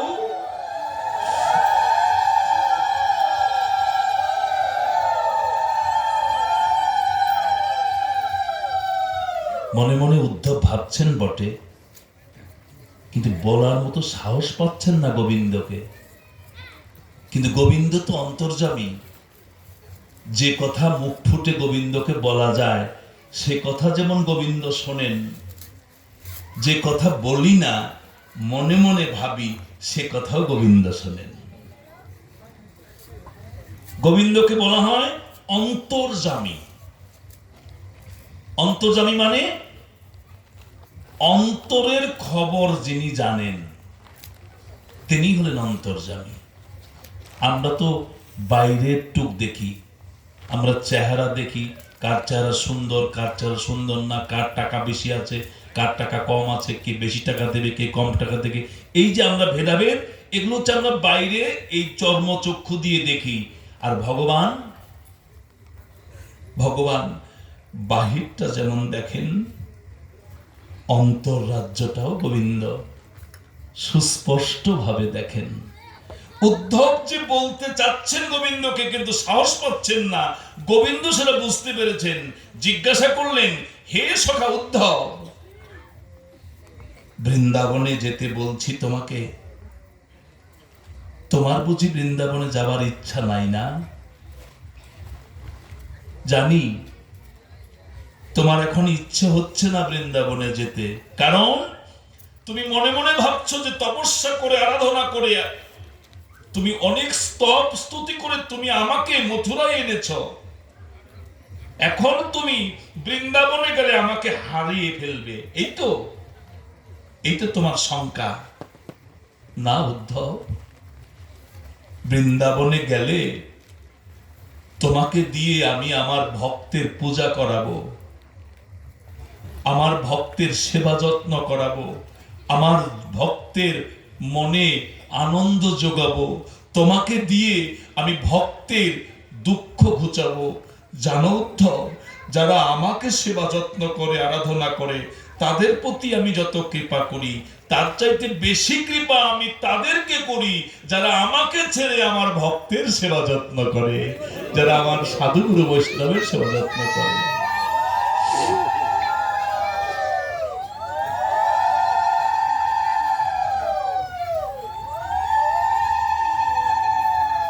এই যে কুমল্লিতে এই যে নাম কীর্তন, মহানাম যজ্ঞ, তারক ব্রহ্ম নাম যজ্ঞ অনুষ্ঠান হচ্ছে, এখানে তো ভক্ত সেবাটাই মুখ্য। রাধা গোবিন্দের পূজা হবে প্রহরে প্রহরে, এবং সেই প্রসাদ কিন্তু আমার গোবিন্দ বলছেন আমার ভক্তের মাঝে বিলিয়ে দিবে, বিতরণ করবে। ভক্ত যদি সেবা করে সুস্থ হয়, আনন্দ পায়, ওই আনন্দ তখন আমি পাই, আমারই আনন্দ লাগে। ভক্ত যদি সুখে থাকে আমি তখন সুখী। ভক্ত দুঃখ পেলে আমার মতো দুঃখী আর কেউ না। উদ্ধব, সখা আমার বৃন্দাবনে যাবে না? উদ্ধব তখন বললেন, হ্যাঁ সখা, তুমি যেহেতু বলছো তাহলে তোমার বাক্যই তো শিরোধার্য।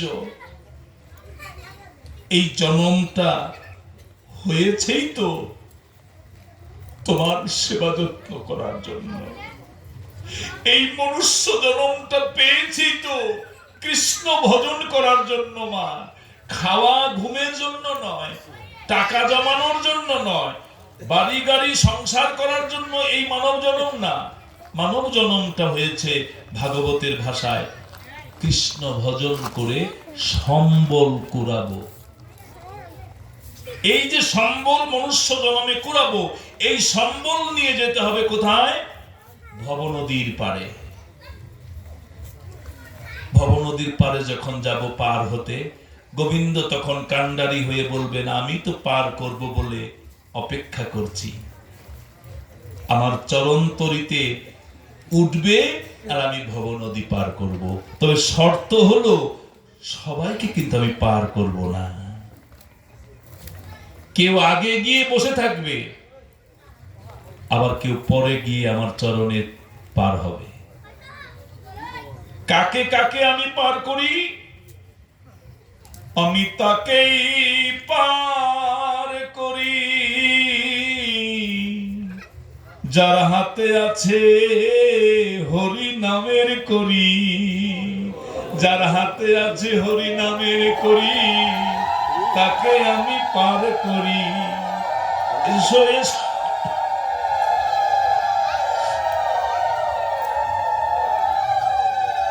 অর্থাৎ হরিনামের করি যদি হাতে থাকে, সম্বল থাকে, পুরাতে পারি, সঞ্চয় করতে পারি, তাহলে সেই দিন আর কোনো ভয় থাকবে না মা। নেহাভি ক্রমণা স্বস্তি প্রত্যবয়ন বিদ্যতে স্বল্পমপ্যস্য ধর্মস্য ত্রায়তে মহত ভয়ান। ভগবান শ্রীকৃষ্ণ গীতায় বললেন অর্জুনকে। অর্জুন জিজ্ঞাসা করেছিলেন, গোবিন্দ, জড়জগতের কত ভয় থেকে উতরে যাই, কিন্তু একটা ভয়ের খুব চিন্তা, সেই ভয় থেকে উতরাবো কেমন করে? ভগবান তখন জিজ্ঞাসা করলেন, অর্জুন, সেটা আবার কোন ভয়? অর্জুন বললেন, গোবিন্দ, যেই দিন আমার মনুষ্য জন্ম শেষ হয়ে যাবে, যেদিন আমার দেহ খাঁচা থেকে প্রাণ পাখি উড়াল দেবে, যেদিন আমি এই সংসারের সকল বন্ধন ছিন্ন করে একা একা চলে যাব, যেদিন আমি স্ত্রী স্বামী পুত্র কন্যা ভাই বন্ধু সবাইকে পরিত্যাগ করে একা একা আমি ওই পার ঘাটার দিকে যাব গোবিন্দ, সেই দিনের ভয় কিভাবে দূর হবে গোবিন্দ?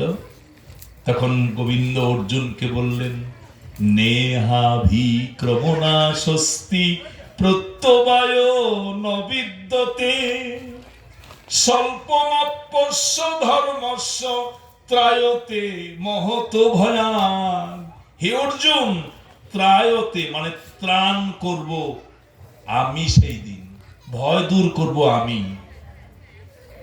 মৃত্যুর দিন আমার যত ভয়, সমস্ত ভয় দূর করবেন ভগবান শ্রীকৃষ্ণ। তিনি প্রতিজ্ঞা করে বললেন, স্বল্পমপ্যস্য ধর্মস্য, তাদেরই মৃত্যু ভয় দূর করব আমি, যারা এই মানব জন্মে স্বল্প পরিমাণ সময়ও একটু কৃষ্ণ ভজন করতে পারে, তাদের আমি ভয় দূর করে দেব। এই যে কৃষ্ণ ভজন, এটাই তো কৃষ্ণ ভজন। এই যে আপনারা বসে বসে শ্রবণ করছেন, কার কথা শ্রবণ করছেন? গোবিন্দের কথা। এই জড়জগতের কথা নয়, মানুষের কথা নয়, আমার মতো অধমের কথা নয়, স্বয়ং বিশ্বম্ভর শ্রী গোবিন্দের কথা, যে কথার প্রতিটা পদই আস্বাদনীয়, যে কথা আমাদের মনের ময়লা দূর করে, যে কথা আমাদের মোহ দূর করে, যে কৃষ্ণ নাম আমাদের বিষয়ে আসক্তি হ্রাস করে দেয়, চেত দর্পণ মার্জনম। গৌরাঙ্গ মহাপ্রভু বললেন কৃষ্ণ নাম করলে চিত্ত দর্পণ পরিষ্কার হয়ে যায়। এখন প্রশ্ন হলো যে চিত্ত দর্পণ পরিষ্কার হয়, ময়লা হয় কিভাবে? আবার থালা বাসন ময়লা হয়, ঘরে যে আয়না আছে আয়নাটাও ময়লা পড়ে যায়, কিন্তু চিত্ত দর্পণ তার মানে হৃদয় আয়না, সেটা হচ্ছে ভিতরে, সেটার মধ্যে ময়লা পড়ে কেমন করে? ধুলাবালি তো সেখানে যায় না। আমার গৌরাঙ্গ মহাপ্রভু বললেন যায়, সেই চিত্ত আয়নাতেও ময়লা যায়। কোন ময়লা? এই ধুলাবালি ময়লা না। মহাপ্রভু বললেন কাম, ক্রোধ, লোভ, মোহ, মদ, মাৎসর্য, এই ষড়রিপু রূপী ময়লা তোমার মনের চিত্ত আয়নাটাকে একেবারে আচ্ছন্ন করে রাখে। আর ওই চিত্ত আয়নার দিকে চোখ রাখলে গোবিন্দ বদন তো দেখা যাবেই না, তোমার নিজের বদনখানাও তুমি দেখতে পারবে না। মহাপ্রভু বললেন আয়না পরিষ্কার করো, নিজের বদনও দেখতে পাবে, সচ্চিদানন্দময় শ্রী গোবিন্দের বদনও দর্শন করতে পারবে। এখন কথা হলো কি দিয়ে মা ওই মনের আয়না পরিষ্কার করব? ছাই, ভীম পাউডার তো ভিতরে যায় না, গামছা দিয়েও মোছা যায় না, কাপড় দিয়েও মোছা যাবে না। আমার গৌরাঙ্গ মহাপ্রভু বলছেন হরিনাম সংকীর্তন দিয়ে তোমার মনের ময়লা মুছে ফেলো, দেখবে তোমার মনে শ্রী গোবিন্দের অধিষ্ঠান হয়ে যাবে, তোমার হৃদ মন্দিরে গোবিন্দ এসে বসবেন। যদি হরিনাম সংকীর্তনের পাউডার দিয়ে যদি গোবিন্দকে, এই চিত্ত আয়নাকে পরিষ্কার করা যায়। আজকে উদ্ধব জিজ্ঞাসা করলেন গোবিন্দকে, হে প্রাণ সখা, তুমি যে আমাকে বৃন্দাবনে যেতে বলছো, আমি বৃন্দাবনে গিয়ে কি করব? আমার কর্মটা কি হবে? তখন ভগবান বললেন দুটি কর্ম করতে পারবে। দুটি কর্ম মানে কি কি? ভগবান নিজে বললেন পিতৃর্ণ প্রীতিমাবহ, এটা হলো 1 নাম্বার। আর 2 নাম্বার হলো গোপীনাং মদ বিয়োগাধীন মদ সন্দেশৈর বিমোচয়। ওরে আমার সখা উদ্ধব, বৃন্দাবনে গিয়ে প্রথম কর্তব্য হলো আমাদের পিতা মাতার সেবা যত্ন করা। ভগবান বলে দিলেন এই পৃথিবীতে ভজন সাধন যারা করতে চায় তাদের আগে করতে হবে পিতামাতার ভজন, পিতামাতাকে খুশি করতে হবে। পিতামাতাকে খুশি না করে ভগবানকে খুশি করতে চাইলে ভস্যে ঘি ঢালার মতো কোনো কাজই হবে না। আগে পিতামাতা, পিতা স্বর্গ পিতা ধর্ম, পিতাহি পরমং তপ, পিতরি প্রীতিমাপন্নে প্রিয়ন্তে সর্বদেবতা। পিতা খুশি হলে সর্বদেবতা খুশি হয়। মায়ের ব্যাপারে বলা আছে জননী জন্মভূমিশ্চ স্বর্গাদপি গরীয়সী, স্বর্গের চাইতেও মায়ের চরণ অনেক শ্রেষ্ঠ। মাকে বাবাকে খুশি করা মানেই হলো সর্বদেবতাকে খুশি করা। হে উদ্ধব, বৃন্দাবনে যাও, আমার মা যশোদা, পিতা নন্দ মহারাজ আমাকে হারিয়ে তারা শোচনীয় অবস্থায় পর্যবসিত হয়েছে, তাই তাদেরকে সান্ত্বনা দেবে। উদ্ধব তখন বললেন গোবিন্দ সান্ত্বনা তো দেব বুঝলাম, প্রথম কাজ, দ্বিতীয় কাজ কি?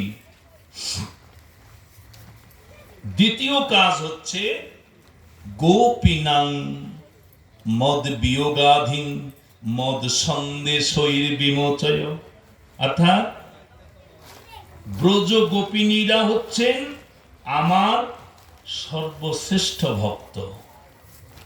দেখেন সাধুগুরু বৈষ্ণব, ভক্ত তো আমিও, ভক্ত তো আপনাদের কুমুল্লিতে কত দেখলাম, এত ভক্ত সব জায়গার পাঠে হয় না। খুব ভালো লাগলো।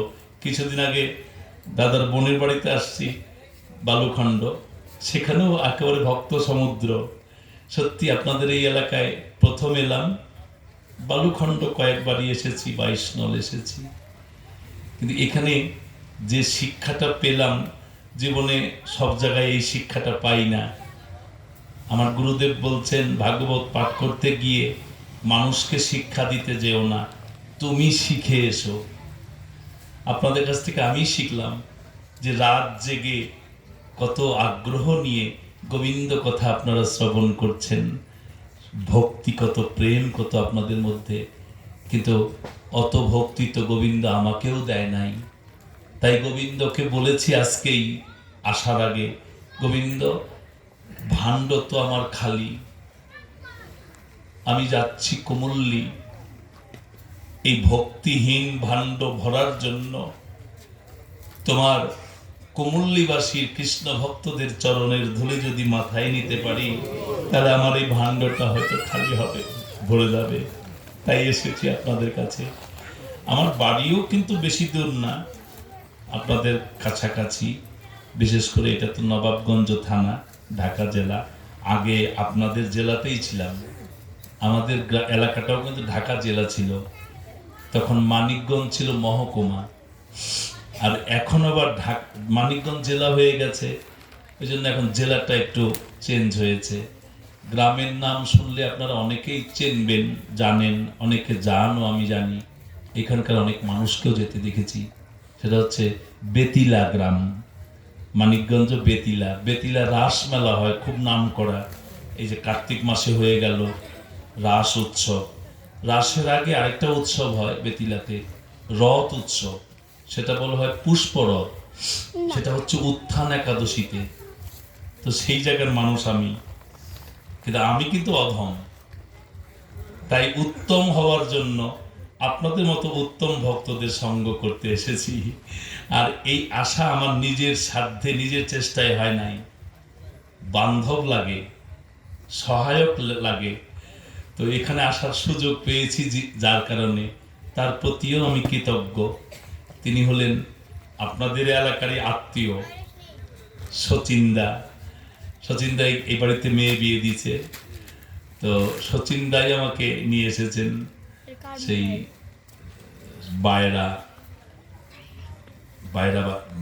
বাসী শচীনদা। বেতিলা আর বায়রা বেশি দূরে না, ইউনিয়ন, পাশাপাশি ইউনিয়ন। আবার শচীনদার সঙ্গে যে আমার একটা সম্পর্ক, এটা জড়জগতের সম্পর্ক না, এটা আধ্যাত্মিক সম্পর্ক। সেটা হলো শচীনদার ছেলে বউ আমার হাতে তুলে দিয়েছেন, সন্তানের মতো করে যেন আমি ওদেরকে মানুষ করতে পারি। শচীনদাকে বলেছি, দাদা আমার একার পক্ষে সম্ভব না, আমরা দুই ভাইয়ে মিলে আমাদের সন্তান মানুষ করব। সন্তান যদি মানুষ হয়, ভক্ত হয়, বৈষ্ণব হয়, বাবা মার কত আনন্দ। আর সন্তান যদি সন্ত্রাসী হয়, সন্তান যদি অসভ্য হয়, সন্তান যদি অমানুষ হয়, এর চাইতে দুঃখের আর কিছু হতে পারে না। কিন্তু শচীনদার ছেলে বউ অত্যন্ত ভদ্র, আমার কাছ থেকে দীক্ষা মন্ত্র নিয়েছে বটে, কিন্তু কিছু কিছু ব্যাপারে ওদের কাছ থেকে আমি শিখি। খুব ভালো লাগে ওদের আচরণ। শচীনদার বাড়িতেও নামযজ্ঞ হয়, আমি ওখানেও দু একবার পাঠ করেছি। আর উনি বললেন যে দাদা কুমুল্লি চলেন, আমার বিয়াই বাড়ি, আমার কন্যা বিয়ে দিয়েছি ওখানে। আমি বললাম যে আপনার কন্যা তো আমারও কন্যা, চলেন যাই। এইভাবে করে আসা হলো সাধুগুরু বৈষ্ণব। তো আজকে ভগবান শ্রীকৃষ্ণ, তবে আজকে একটু লেট করে শুরু হয়ে যাওয়াতে পাঠটা হয়তো রাত্রি বেশি হয়ে যাওয়ার একটা আশঙ্কা সবার মধ্যেই আছে। কারণ গ্রামের বাড়ি, আবার বাড়িতে ফিরতে হবে, আবার অধিবাস হবে, আবার কালকে ব্রাহ্ম মুহূর্ত থেকে নামযজ্ঞ হবে। তো সব কিছুই তো করতে হবে। খালি এক রাত জীবনে পাঠ শুনলে তো আবার ওইদিকে নাম শোনা হবে না। তো ওই জন্য আপনাদের আর ব্যাঘাতও করব না। তবে পাঠটা 9টা, 8:30টায় শুরু হলে অনেকক্ষণ বলা যায়, আনন্দ পাওয়া যায়। হ্যাঁ, আবার রাত বাড়লে তো একটু শীতও বাড়ে, যদিও শীত কমে গেছে, ফাল্গুন মাস পড়েছে, কিন্তু ওই আমরা যখন গাড়িতে এসেছি বাতাস লাগাতে শীতটা যেন আমার সেই পুরো মাঘ মাসের মতোই শীত লেগেছে। এখন অবশ্য আপনাদের কাছে আসাতে আমার অনেক ভালো লাগছে। সাধুগুরু বৈষ্ণব, ভগবান শ্রীকৃষ্ণকে উদ্ধব বললেন, গোবিন্দ তোমার একটা দায়িত্ব বুঝতে পারলাম, মা বাবাকে সেবা যত্ন করব, এই তো, দ্বিতীয় কাজটা কি? তখন ভগবান বললেন, গোপীনাং মদ বিয়োগাধীন মদ সন্দেশৈর বিমোচয়। আমার সখা উদ্ধব, বৃন্দাবনে যারা ব্রজ গোপী তারা হচ্ছেন আমার সর্বশ্রেষ্ঠ ভক্ত। উদ্ধব জিজ্ঞাসা করলেন, ভগবান ভক্ত আবার শ্রেষ্ঠ আছে নাকি? কেন থাকবে না? ক্লাসে তো 100 জন 50 জন ছাত্রছাত্রী থাকে, ফার্স্ট কয়জন হয় সাধুগুরু বৈষ্ণব? একজনই হয়, সেকেন্ডও একজন হয়, থার্ড একজন হয়, আবার 50 জন ছাত্রছাত্রীর মধ্যে 50 নাম্বার রোল নাম্বার যার, সেও থাকে একজনই। তাহলে একই ক্লাসে একই স্যারেরাই পড়ায়, লেসন দেয়, অথচ কেউ ফার্স্ট হয়, কেউ 50 রোল নাম্বার হয়। কেন? ক্যাটাগরি আছে, শ্রেণী বিভাগ আছে। ভক্ত কুমুল্লিতে আছে, মানিকগঞ্জে আছে, বেতিলায় আছে, আমেরিকায় আছে, পর্তুগালে আছে, ইংল্যান্ডে আছে, ঢাকায় আছে, সব জায়গায় ভক্ত আছে ভগবানের। কিন্তু ভগবান বললেন সব ভক্ত এক না, ভক্ত 5 রকম। ভক্ত 5 রকমের ভক্ত: শান্ত, দাস্য, সখ্য, বাৎসল্য, মধুর। এই হলো 5 রসের ভক্ত। ভগবান বললেন এই 5 রসের মধ্যে সর্বশ্রেষ্ঠ রস যার মধ্যে আছে সেই হচ্ছে আমার শ্রেষ্ঠ ভক্ত। তারপরে ক্রমান্বয়ে শান্ত একেবারেই আমার কম ভক্ত, দাস্য কিছুটা আমার ভক্ত, সখ্য তার উপরে একটু ভালোবাসা প্রাপ্য ভক্ত, বাৎসল্য আমার প্রিয় ভক্ত, কিন্তু সবচাইতে প্রিয় ভক্ত হচ্ছে মধুর রসের ভক্ত। মধুর রসের ভক্ত, কারণ চিনিও মিষ্টি, গুড়ও মিষ্টি, বাতাসাও মিষ্টি, তাই না মা? নকুল দানাও মিষ্টি, আবার মধু কিন্তু মিষ্টি। চিনি খাইতে যত স্বাদ লাগে, মধু খাইতে তার চাইতে বেশি স্বাদ লাগে। যদিও এখন মিষ্টি খাওয়াটা অনেকটাই অনেকের কাছে নিয়ন্ত্রিত, কারণ ডায়াবেটিস রোগে মিষ্টিতে ডায়াবেটিস বেড়ে যায়, সুগার বেড়ে যায়, যার জন্য ডাক্তাররাও বলেন যে মিষ্টি জাতীয় খাবার খাবেন না। কিন্তু চিনিটা আসলেই হোয়াইট পয়জন, সাদা রঙের বিষ। চিনি ডায়াবেটিস রোগী না, সবার জন্যই খাওয়া নিষিদ্ধ। চিনিটা ভালো না, চিনির মধ্যে কেমিক্যাল আছে। তাহলে আমরা বলছিলাম যে মিষ্টি সবই, কিন্তু মধুর যে মিষ্টি সেটা একটু অন্যরকম মিষ্টি। আজকে ভগবান শ্রীকৃষ্ণ বললেন আমার ভক্ত এই বিশ্বব্রহ্মাণ্ডে বোঝাই অনেক, যেখানে যাবা সেখানে কৃষ্ণ ভক্ত, কিন্তু শ্রেষ্ঠ ভক্ত হচ্ছে বৃন্দাবনের ব্রজগোপিনীরা। এখন প্রশ্ন হলো যে বৃন্দাবনের ব্রজগোপিনীরা শ্রেষ্ঠ কেন? তার তো একটা কারণ আছে, কারণ ছাড়া তো কোনো কাজ হয় না। কারণ হলো অন্য জায়গার যে ভক্তরা, উদ্ধব জিজ্ঞাসা করেছিলেন তারা কেন শ্রেষ্ঠ গোবিন্দ? তখন গোবিন্দ বলছেন, আচ্ছা উদ্ধব তুমি প্রণাম করো না আমাকে? উদ্ধব বলছেন, হ্যাঁ সখা তোমাকে তো প্রণাম করি। ভগবান বলছেন প্রণাম করে কি বলো? উদ্ধব বলছেন, গোবিন্দ ওটা তো মনে মনেই বলি, জোরে জোরে বলি না। ভগবান বলছেন মনে মনেই কি বলো? উদ্ধব তখন বলেন, বলি গোবিন্দ আমি যেন সুখী হই, আমি যেন সংসারে আনন্দ পাই, আমি যেন নিরোগ হই, রোগবালাই যেন না হয়, আমি যেন সবার প্রিয় হই, আমি যেন গোবিন্দ তোমার কাছ থেকে এই সম্পদগুলো পাই। ও আচ্ছা, উদ্ধব এগুলো বলো আমাকে মনে মনে না। আচ্ছা উদ্ধব, বৃন্দাবনের ব্রজ গোপিনীরাও আমাকে প্রণাম করে, তারা কি বলে জানো? উদ্ধব বলছেন না গোবিন্দ, তা তো জানি না। গোবিন্দ বলছেন আমি তো সবই জানি, তুমি যা চাও মনে মনে সেটাও আমি জানি, ব্রজ গোপিনীরাও যা চায় আমি সবই জানি। তুমি তো যা চাইছো তা তো বললে, ব্রজ গোপিনীরাও প্রণাম করে আমাকে কি বলে জানো? হে উদ্ধব, তারা বলে হে গোবিন্দ, তুমি তো আমাদের সব দিয়েছ, তোমার যদি কোনো কিছু প্রয়োজন হয় এবার আমরা তোমাকে দিতে চাই। তার মানে কি, আমরা শুধু হাত এমন করি আর ব্রজ গোপিনীরা হাত এমন করে, তারা ভগবানকে দিতে চায়। এখন প্রশ্ন হলো যে ভগবানকে কি দিতে চায় মা? ভগবানের যা প্রয়োজন তাই তো দিতে চায়।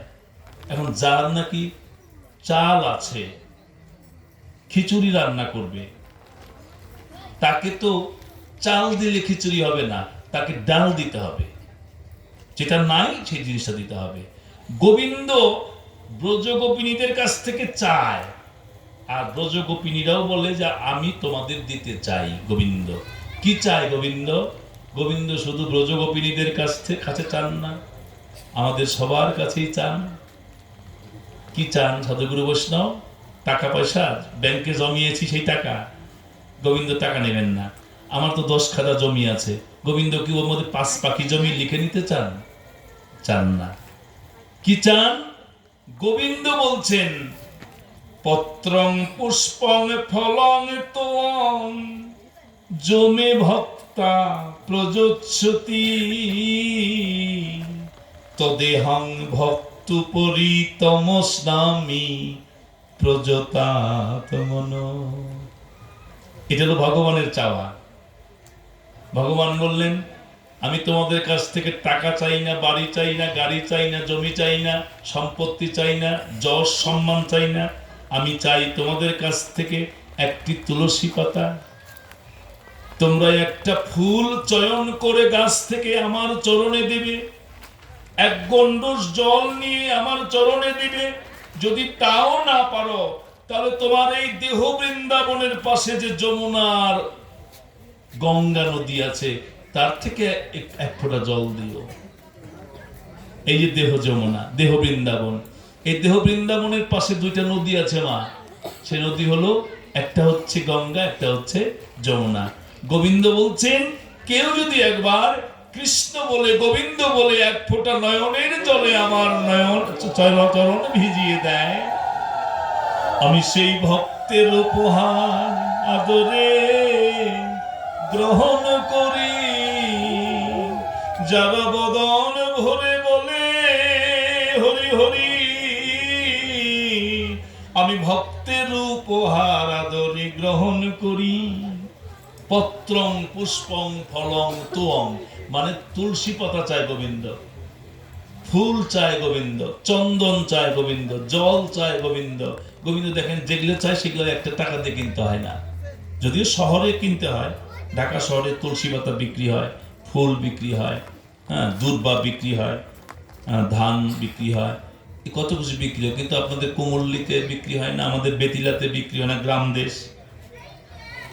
ঢাকাতে তো জলও বিক্রি হয়, জলও তো টাকা দিয়ে কিনতে হয়, কিন্তু গ্রামে তো সেটা না। হ্যাঁ, পল্লীতেও এখন ঢাকা শহরের মতো হয়ে গেছে। পল্লীতে এখন ওই জলের ট্যাঙ্কি বসানো হয়, ট্যাঙ্কি বসানো হয়, ওতেও টাকা লাগে, খরচ লাগে। মোটর বসাইতে হয়, মোটরের পিছনে অনেক টাকা খরচ লাগে, কারেন্টের জন্য বিল দিতে হয়, এই যে বিভিন্ন কিছু। যাকে তার মানে ভগবান চাচ্ছেন সস্তা জিনিস, আর আমরা সেই সস্তা জিনিস দিতে কুণ্ঠিত। যখনই বলি মাসিমা আজকে কীর্তন হবে, যাবেন না, মাসিমা কয় কি সময় কই, সময় পায় না মাসিমা।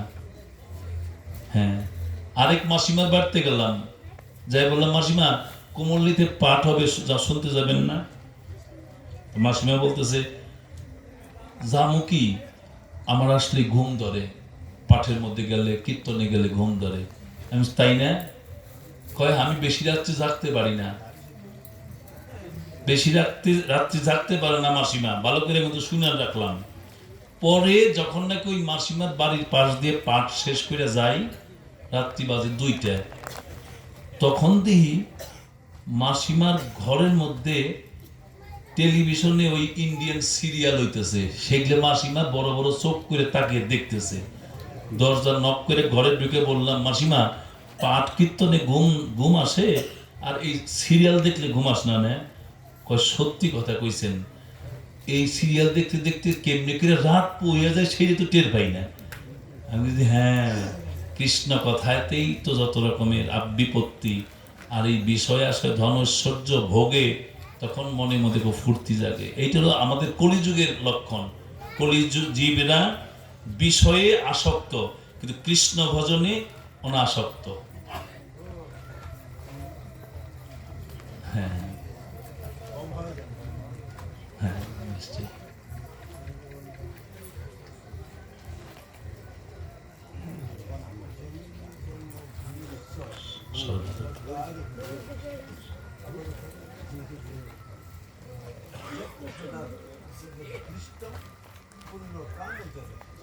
হ্যাঁ হ্যাঁ,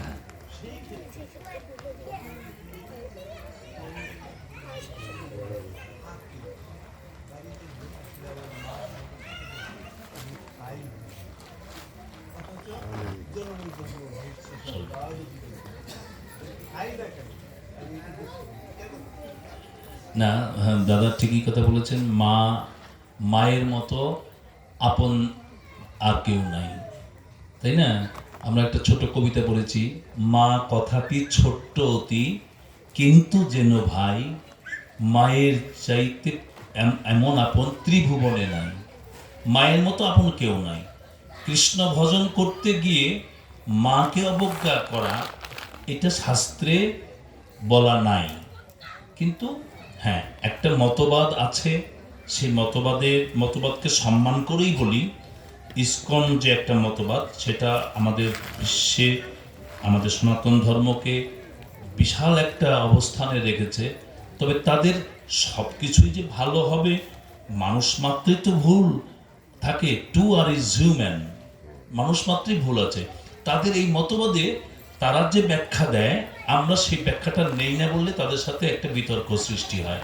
সেটা হচ্ছে যে হ্যাঁ, যে তারা তো নিরামিষাশী, প্রসাদভোজী। এখন আমার মা যদি আমিষাশী হয়, ওই মায়ের হাতে রান্নাটা ওই নিরামিষাশী বা প্রসাদভোজী পুত্র নিতে পারে না। এই অর্থে এটা আসলে একটু দোষ মানে বর্তায়। এটা সভ্য সমাজে সবার কাছে খটকা লাগবে যে কেন মায়ের জঠরে ছিলাম, তার রক্ত মাংস খেয়েছি, তাই না? তাহলে তার হাতে রান্না কেন খাবো না? তবে আমি মনে করি ওই বিতর্কে আমরা নাই গেলাম, কিন্তু প্রশ্নটা অত্যন্ত সঙ্গত যে মাকে কোনোভাবেই কষ্ট দেওয়া যাবে না। মা রান্না না খেলে তো মা কষ্ট পাবে। কিরে, আমি তোরে সারা জীবন রান্না করে খাইয়েছি, তোকে কাপড় পরিয়েছি, তোকে টাকা খাবার খাইয়েছি, তোর জন্য রাত জেগেছি, আর তুই আজকে আমার হাতে রান্না খাবি না? এখানে একটু খটকা লাগে। তবে আমার মনে হয় যে আস্তে আস্তে এটার একটা পরিষ্কার ব্যাখ্যা চলে আসবে, এবং তখন হয়তো এই মায়ের হাতের খাওয়াটা নিষিদ্ধ হবে না, খেতে পারবে, এরকম একটা মতবাদ বোধ আসবে আমার ধারণা। এই বিষয়টা অনেকের মাথাতেই আছে। তবে আমি মনে করি মা বাবা সবার উপরে, তাদেরকে বলা হয় স্থূলের গুরু। Duty towards parents, duty towards mankind, duty towards god. Bertrand Rasel বলেছেন পৃথিবীতে 3টা কর্তব্য হচ্ছে শ্রেষ্ঠ। একটা হচ্ছে ডিউটি টুয়ার্ডস প্যারেন্টস, পিতা মাতার প্রতি কর্তব্য। 2 হচ্ছে ডিউটি টুয়ার্ডস ম্যানকাইন্ড, ভক্ত মানুষের উপরে কর্তব্য, মানুষের প্রতি কর্তব্য। আর শেষে বার্ট্রান্ড রাসেল বললেন ডিউটি টুয়ার্ডস গড। তিনি গড কিন্তু আগে না, গড শেষে, আগে মা বাবা, পরে মাঝখানে হচ্ছে মানব সেবা, তৃতীয় হচ্ছে ভগবান। ভগবান নিজেই বলেছেন যে তুমি সিঁড়ি ভেঙে ভেঙে আসো, আমি তো সবার উপরের সিঁড়িতে, তো তুমি যদি নিচু ডালে পাড়া না দিলে তো উপরের ডালে ওঠা যাবে না। ভগবান থাকে উপরের ডালে, তো নিচু ডালগুলোকে এই যে স্কুলের শিক্ষক, কলেজের শিক্ষক, দীক্ষা গুরু, প্রথমে হচ্ছে স্থূলের গুরু বাবা মা, এইরকম সবার উপরে কাঁধে কাঁধে পা দিয়ে তারপরে ভগবানের কাছে উঠতে হবে। কিন্তু আগে যদি মগ ডালে উঠতে চাই তাহলে তো ধপাস করে পড়ে যাব, তাই না মা?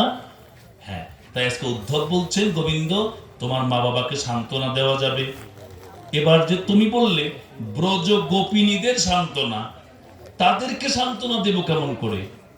তারা তো মণিহারা ফণির মতো পাগলিনী, পাগলিনীদের তো সান্ত্বনা দেওয়া যায় না। যারা পাগল তাদেরকে যদি বলি যে আপনি কেমন আছেন, সে মানে উল্টাপাল্টা কথা বলব। তাই আজকে উদ্ধব জিজ্ঞাসা করছেন, তোমার প্রেমে ব্রজ গোপিনীরা পাগলিনী, তাদেরকে কি দিয়ে সান্ত্বনা দেব?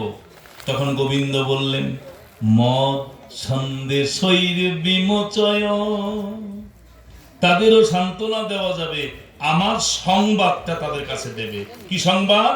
তুমিও যদি ব্রজ গোপিনীদের সামনে হরে কৃষ্ণ কৃষ্ণ কৃষ্ণ হরে হরে, হরে রাম রাম রাম হরে হরে, এই যে হরিনাম সংকীর্তন করো, তাহলে তারা সমস্ত দুঃখ তারা ভুলে যাবে, তারা আবার আনন্দে মাতোয়ারা ডগমগ হয়ে যাবে। কৃষ্ণ সংবাদ মানে কৃষ্ণের কথা, কৃষ্ণ নাম। সাধুগুরু বৈষ্ণব, তাহলে আমরাও কিন্তু সব সময় কৃষ্ণ নাম করব। হ্যাঁ, কৃষ্ণ নাম সারা বিশ্বের নাম। হ্যাঁ, সে আমাকে হলো গৌরাঙ্গ মহাপ্রভু চৈতন্য চরিতামৃতে বলেছেন, পৃথিবীতে আছে যত নগর আদি গ্রাম, সর্বত্র প্রচারিবে আমার কৃষ্ণ নাম। তাহলে পৃথিবীতে দেখেন সব দেশে কৃষ্ণ নাম হচ্ছে। এটা অবশ্য ইস্কনের অবদান, চারটিখানি কথা না। আমরা যারা হিন্দু সনাতন ধর্মাবলম্বী, আমাদের তো সেই ওই মানে হুজুগে পরে কীর্তন শুনি, হুজুগে পরে নাম করি। আর ওদের হচ্ছে নীতি, তোমাকে এই ইস্কনে অন্তর্ভুক্ত হতে হলে হরিনাম করতেই হবে। আর আমরা করলাম না করলাম দায় সারা গোছে। তাই আমরা আমাদের এই সম্প্রদায়কে জাগাতে পারতাম না যদি তারা আমাদের সাহায্য সহযোগিতা না করতো। তবে তাদের কিছু কিছু দোষ থাকতে পারে, আমাদেরও দোষ আছে, তাদেরও দোষ আছে, এরকম। তো সাধুগুরু বৈষ্ণব, আমরা কিন্তু আজকে এই উদ্ধব সন্দেশ প্রসঙ্গে কয়েকটা জিনিস শিখলাম। মা বাবার সেবা যত্ন করতে হবে। আমরা যারা সন্তান, আমাদের যারা মা বাবা আছে, তাদেরকে আমরা কোনোদিন কটু কথা বলবো না। বৌমাদের বলছি, কোনোদিন শাশুড়ি শ্বশুরের সাথে তর্ক করা যাবে না। তারা যেন আপনাদের কাছ থেকে শ্রদ্ধা ভক্তি পায়। আর শাশুড়ি শ্বশুরদেরকে বলতেছি, বৌমাদেরকে নিজের পেটের মেয়ের মতো দেখবেন। আর ভক্ত বৈষ্ণব যত পারা যায় সঙ্গ করবেন, কৃষ্ণ নাম করবেন, গোবিন্দের কথা বলবেন, গোবিন্দের প্রসাদ সেবা করবেন।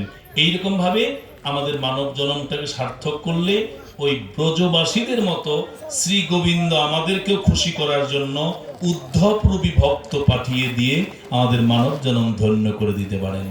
আসুন, আজকের আলোচনায় যদি ভুল ভ্রান্তি হয় আমাকে ক্ষমা করে দিবেন। আবারও আসবো পাঠক হিসেবে না, আপনাদের মতো কুমুল্লি কৃষ্ণ ভক্তদের চরণের ধুলি নেবার জন্য শ্রোতা হয়ে আসলেও আবার আসার ইচ্ছা আছে। হরে, এই বলে আজকের মতো শ্রীমদ্ ভাগবতের বিশ্রাম প্রার্থনা করি। জয় জয় শ্রী শ্রীমদ্ ভাগবত প্রীতি প্রেমানন্দে। হরি হরি বল, হরি বল, হরি যদক্ষরং পরিভ্রষ্টং মাত্রাহীনং চ যদ্ভবে পূর্ণং ভবতু তৎসর্বং তৎপ্রসাদাৎ ত্বয়ি স্থিতে। সবাই বলবেন, ভজ শ্রীকৃষ্ণ চৈতন্য প্রভু নিত্যানন্দ শ্রী অদ্বৈত গদাধর শ্রীবাসাদি গৌর ভক্ত বৃন্দ। হরে কৃষ্ণ কৃষ্ণ কৃষ্ণ হরে হরে, হরে রাম রাম রাম হরে হরে